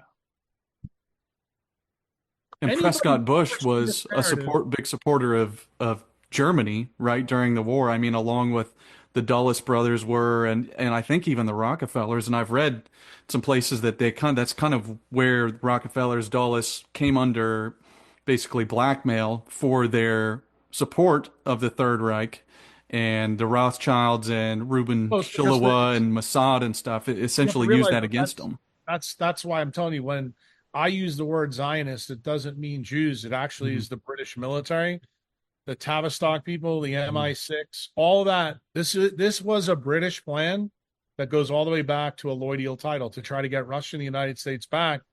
That's what the Council of Foreign Relations, how it began. It's a pre-runner for the League of Nations that happens at the Treaty of Versailles. Most Americans don't even know that Allen Dulles and his brother were actually architects of the Treaty of Versailles. The Treaty of Versailles was to guarantee another war. And if you really want to know the truth, because I know people don't like this story, Hitler and the Third Reich are a fucking British supported psyops. That's what it is. And I know when Martyr Made comes out and does his takedown of this science from an academic side, again, this is another thing that Uncle Jack will be a prophet on, because I know a lot of people will, take the Howard Lutnick and the Ben Shapiro side of this.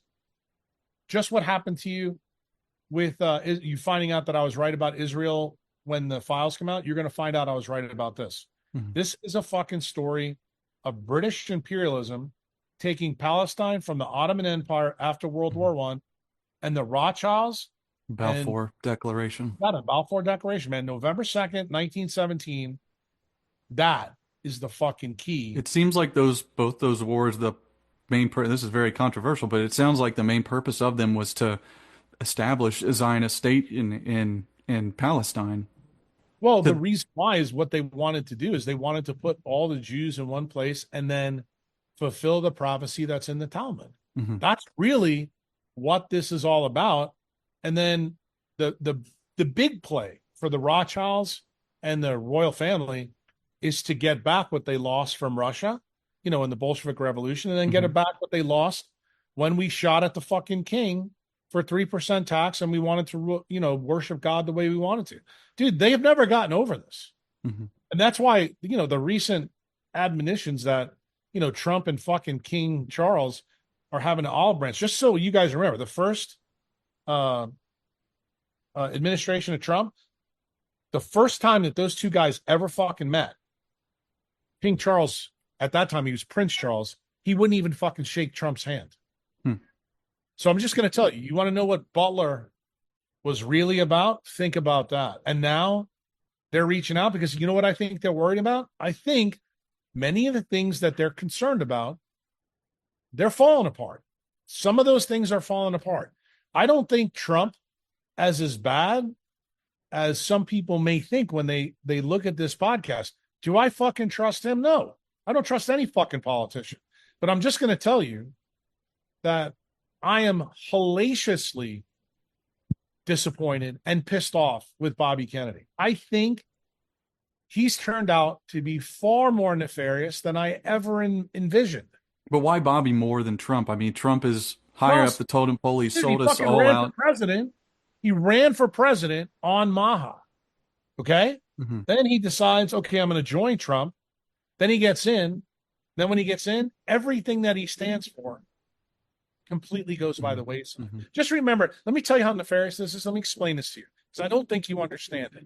And I want to really give you the punch in the mouth. He picks Nicole, okay? He knows Nicole's history, okay? He uses her money. Then he drops out, joins Trump. First thing that happens when Bobby's in, we have this measles outbreak. He starts talking about the MMR. Do you know how Echo got fucking autism? From the MMR vaccine. You know what a fucking slap in the face that is? And he spent all of her money just to become fucking HHS. And then what does he do? He has to genuflect to the douchebag from my state in Louisiana. And then what happens? Then we magically lose Getz. We magically lose Weldon. Why? Because the fucking real architects here, the bankers and big pharma, they're not going to let the bioweapons program go away, because that's the key to keeping you all on the farm with this invisible war, with the invisible weapons, so that you keep fucking watching Netflix, talking about White Lotus, and listening to fucking Joe Rogan's nonsense. Yeah, no, I mean, that's totally right. Without that, without the MK Ultra tech billionaires in their projects, nobody would sit around and take it in the ass anymore. Well, that's the way I look at it. And I mean, I think you could probably understand, or hopefully people will understand when they watch this and they watch our first episode, why I'm a little bit fucking salty. I mean, if you want to know the truth, I've been salty for a long time. I've had to sit on this for 30 years to know this stuff.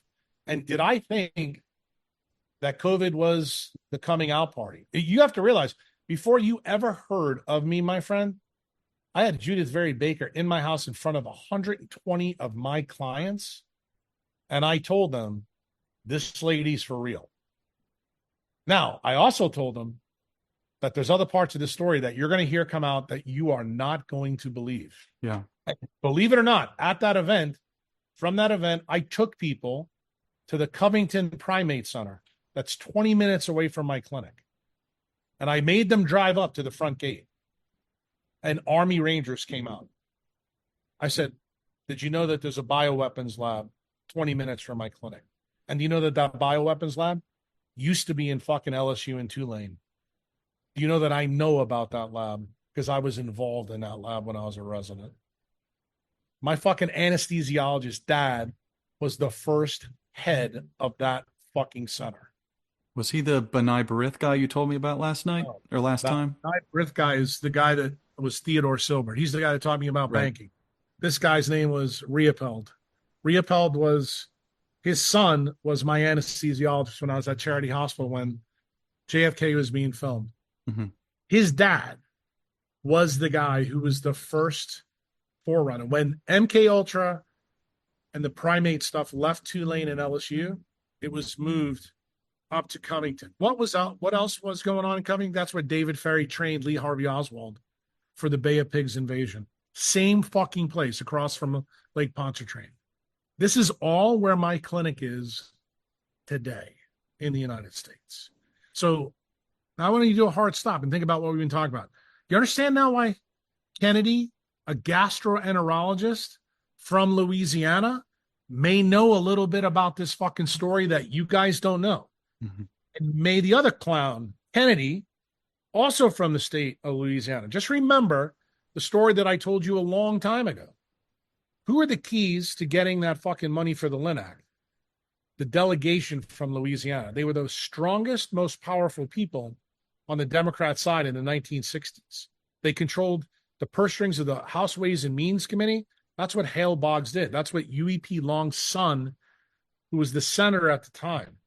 If you want to know the real power of Louisiana as a small little state, they have been complicit with the industrial military complex all the way from the beginning. That's why it's a third world country inside the United States. That's the truth. One of the biggest thing that people have reached out to me about since our first interview was wanting to know more about the documents that you've said you found, I guess, in the basement of Tulane. Mm-hmm. Have you ever thought about publishing those, or can you tell us more about what you found in those exactly related to MK Ultra? They were the full copy of what MK Ultra was really doing. And the interesting part, it was broken into 3 different rooms. The first room was in Tulane's main old medical school building that the ladies in Charity Hospital, people who trained with me or ever trained in Charity Hospital will understand this. If you are into conspiracy theories, there was stories long time ago that Charity Hospital, because it was built in the 1700s, had tunnels that went all the way into the French Quarter. Like, in other words, you could get from the hospital all the way there. And I always thought that was fucking crazy bullshit. But I heard about it when I was a first-year resident. So when this stuff started going down, when I was a first year, and I talked to Virginia Garrison, I went to the ladies in the what we call now medical charts. Because remember, we didn't have any computers at that time. Mm-hmm. We had a room that, I mean, when I tell you, is like fucking charts to the max that were like 100 years old. Back in those days, there was no way to search this on a computer. So you had to fucking go through all this stuff. So I said to the ladies that ran that room, I said, look, I'm interested in finding stuff from the 1960s and 1970s. And they told me, baby, this stuff's not here. We got the stuff for the last 20 years here for patients that would be in this hospital. She goes, you got to go to Tulane. So I had to take a tunnel that connected Charity Hospital to Tulane. I get over there and I talk to security guards and I said, look, the ladies over there tell me that I can get in here. And they're asking me what I'm doing. I'm saying, well, I'm doing a paper. And I told them it was about bone metabolism and I needed to find some information out. This was about Becker's work. Of course, that's my front. So the guys opened this fucking room up. And when I tell you, it smelled like all holy hell. These are all crusty, nasty charts. And I'm going through the different things. The thing that saved my ass is that they were chronologically ordered in terms of the boxes. So I get into the 60s and I'm looking specifically for the names that were involved in Tulane neurology and neurosurgery because I know that's my clue that this was going on. How did I get that information? From John Oshner, who's Alton Oshner's son, who's the cardiovascular surgeon. And remember, Alton Oshner, this is again something that Judith confirmed in her podcast with Danny. He first was the head of Tulane surgery at this fucking time. Okay, he's thrown out of Tulane because he's a fucking right-wing crazy guy that's taking care of the dictators, anti-communist. That's really why he gets thrown out. So I'm going down there and I find the 1940s. I find the 1950s. I see signatures of Alton Oshner on these fucking charts. So I know I'm in the right place. And then I find another room in the back that's got all of these things that say Tulane neurosurgery, Tulane neurology. I open this up.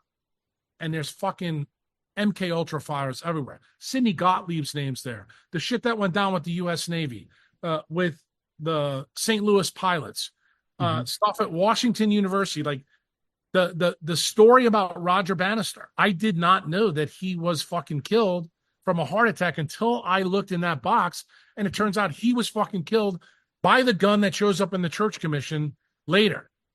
What Richard Helms does not know, and this is what I believe to be true. Hmm. I believe that Alton Ochsner and Clay Shaw stored these documents in Tulane so that nobody would ever fucking find them. And Richard Helms never knew they existed. Remember where the trial went on, my friend, for Clay Shaw? In New Orleans. And Alton Ochsner never gets brought up. It's very convenient that it wouldn't be at his hospital. Why? Because you would think that if Jim Garrison would have put out, say, an arrest warrant for him, there would have been discovery not only in his house, but every place he's ever been. They would have never looked in fucking Tulane. And I found the treasure trove. What led me there is the security guards, when I got finished looking at all this stuff, they said, by the way, Doc, there's another room. And I'm like, where's the room? This is the crazy part. This is when I began to realize the stories about charity were true. You have to know where I am right now. I am in the basement on Tulane Avenue in New Orleans. He says, if you walk down this tunnel here, and this fucking door is like, I thought it was bolted shut. He says, this is a tunnel that gets you underneath Canal Street. You can go into the Tulane University School of Tropical Medicine. He goes, there's another room down there that's got stuff in it that nobody knows what's in there. I said, can you get me in that room? So guess what I do? I go through the fucking tunnel, and this is a long tunnel, fucking pitch black. And the guys bring me there with a flashlight, and they open this fucking door, and dude, it's the mother lode. I get pictures of the monkeys with the fucking wires going in their brain. I get the stuff from Delgado when he's in Spain, his travels to Mexico. There's stuff in there that Judith didn't know about Sarah Stewart. There's stuff in there about Mary Sherman. There's stuff in there about the NOPD that was on the payroll of fucking Roger Bannister.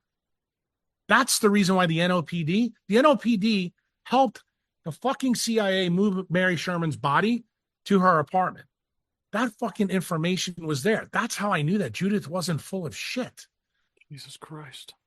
So guess what happens? I always thought that this stuff would be there. Little did I know in 2005, we'd have fucking Hurricane Katrina. What's the problem in New Orleans? If you know anything, it's below sea level. So when that fucking hurricane comes, the whole city is flooded.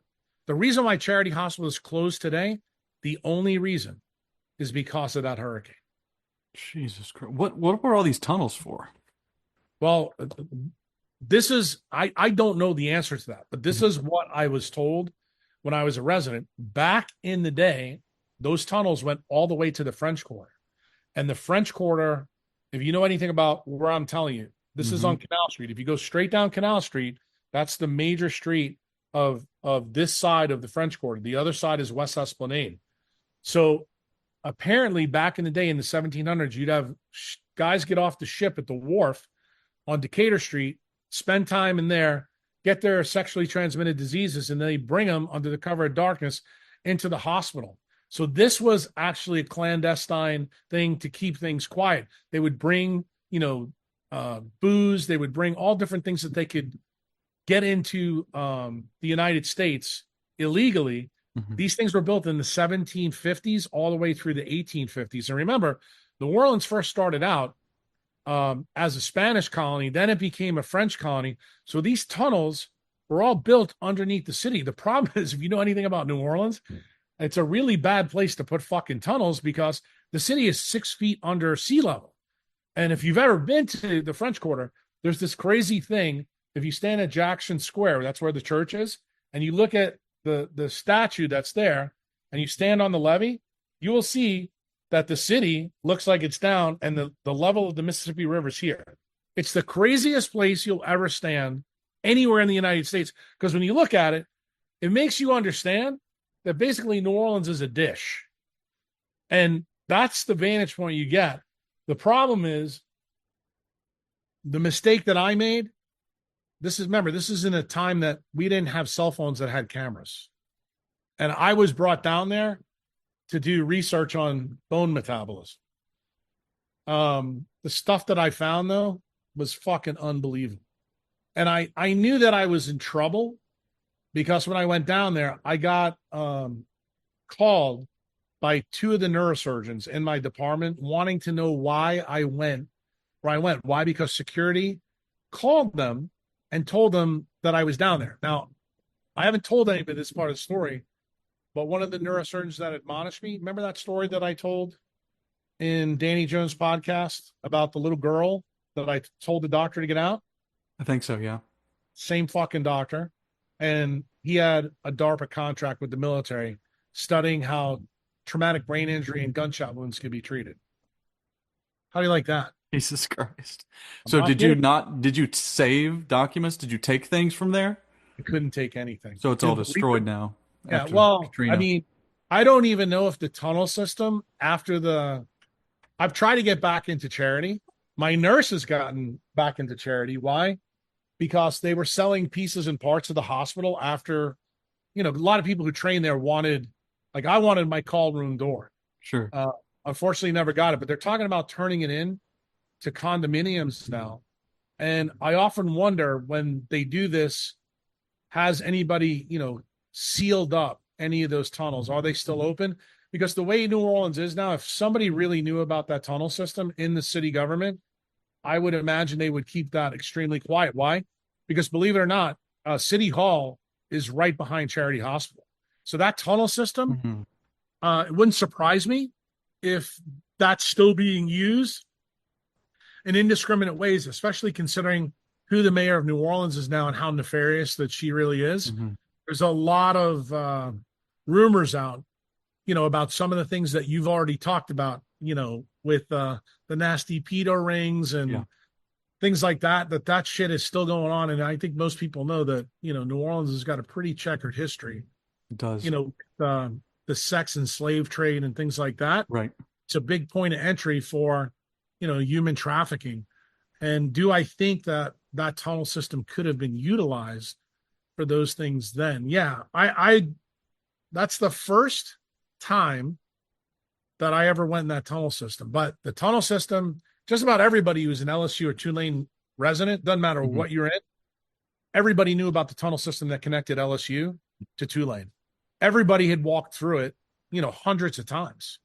And the tunnel system was brisk. We always heard rumors that it went to the French Quarter, but I can tell you, just so you're clear, where I walked was 3.5 blocks away in a tunnel that connected the old Tulane Medical School to the brand new building of health and tropical diseases.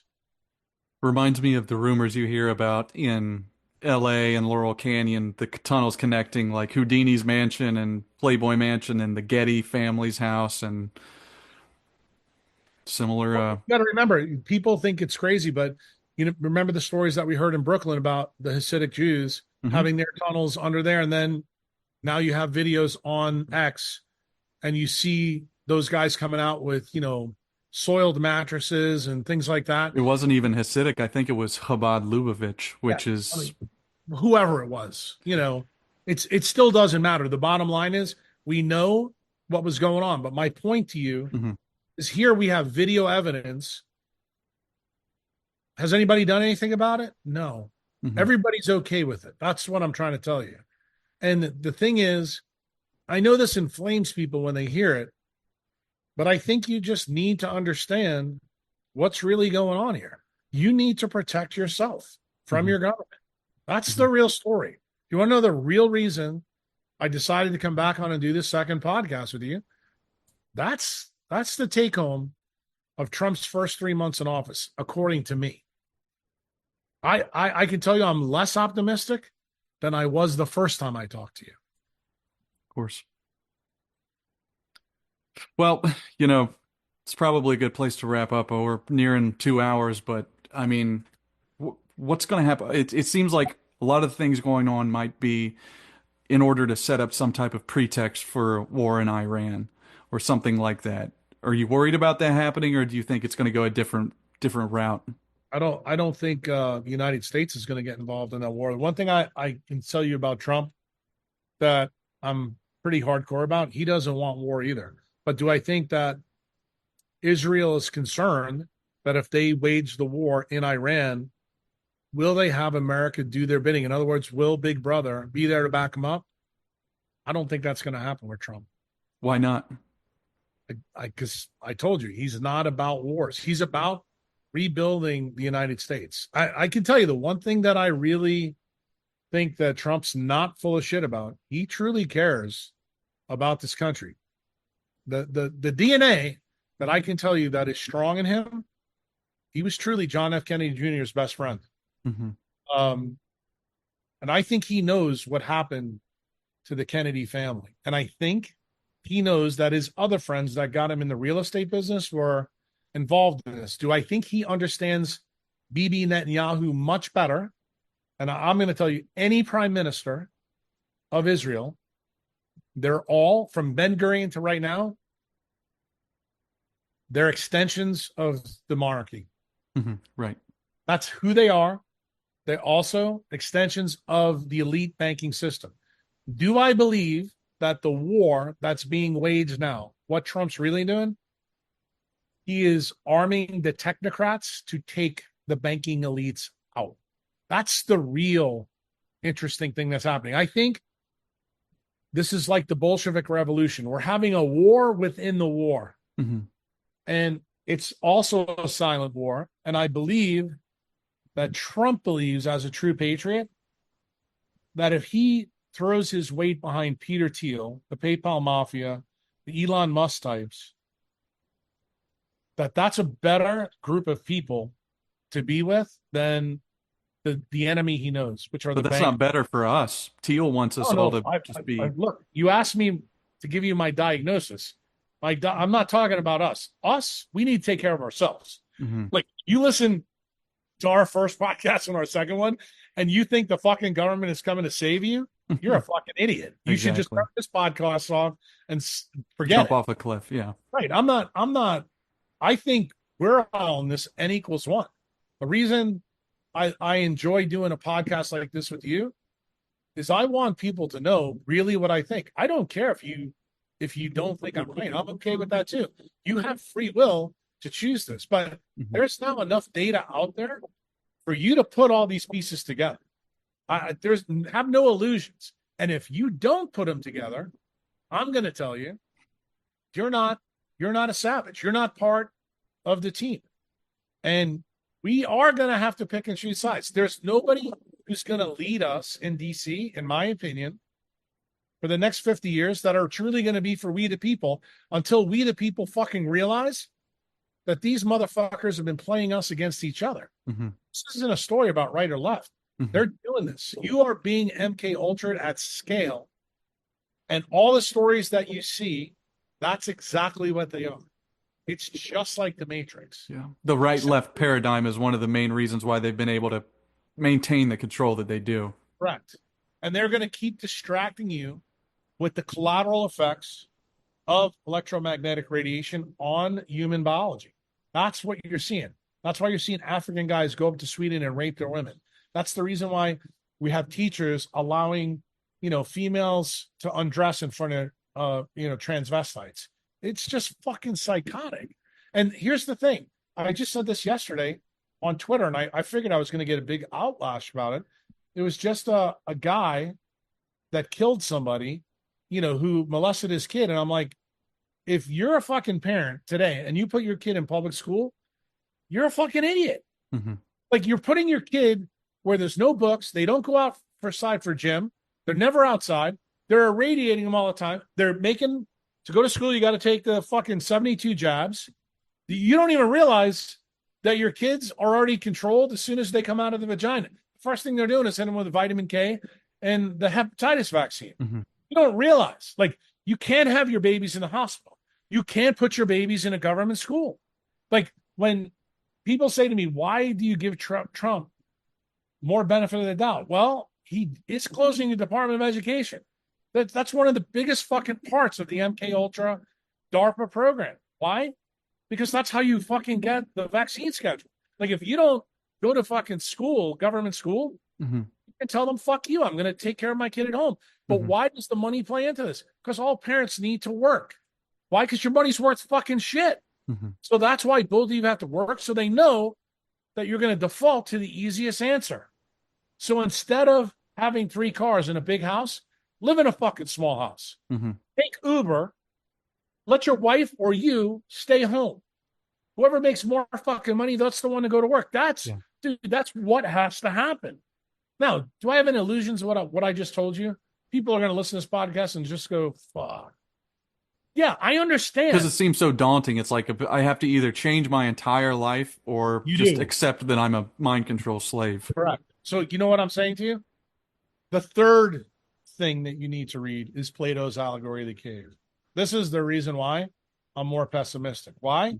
Guy like you, I think me and you will be running around in the sun.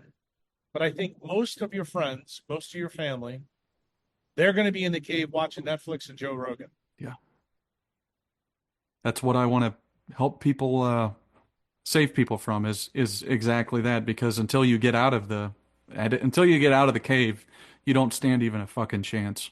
Well, you don't realize when you get out of the cave, that's what puts you in the sun. Hopefully you're grounded. Remember what I told you. Eat like the great white shark and be like the Sphinx. I don't think I can make quantum physics of Robert O. Becker any more simple than that. That's the key parts of the regeneration program. You get that right, you will become a first principles thinker. Then you'll stop saying to me, Jack, can you make these blogs easier to understand? No, then you're going to understand the reason why, because I'm actually looking for the savages who truly want to know how chromium and how fluoride impact you and why they're using it, why they're doing what they're doing. When you begin to see it, then you see, okay, now I understand why Gates is trying to block the sun. Now I understand why Gates is trying to get all of his own animals so that they don't get the vaccines in the animals that Bobby Kennedy is letting them do right now. I mean, the parts are all there. But the key is, are you going to do the heavy lifting? Just remember what I said to you in the beginning of this.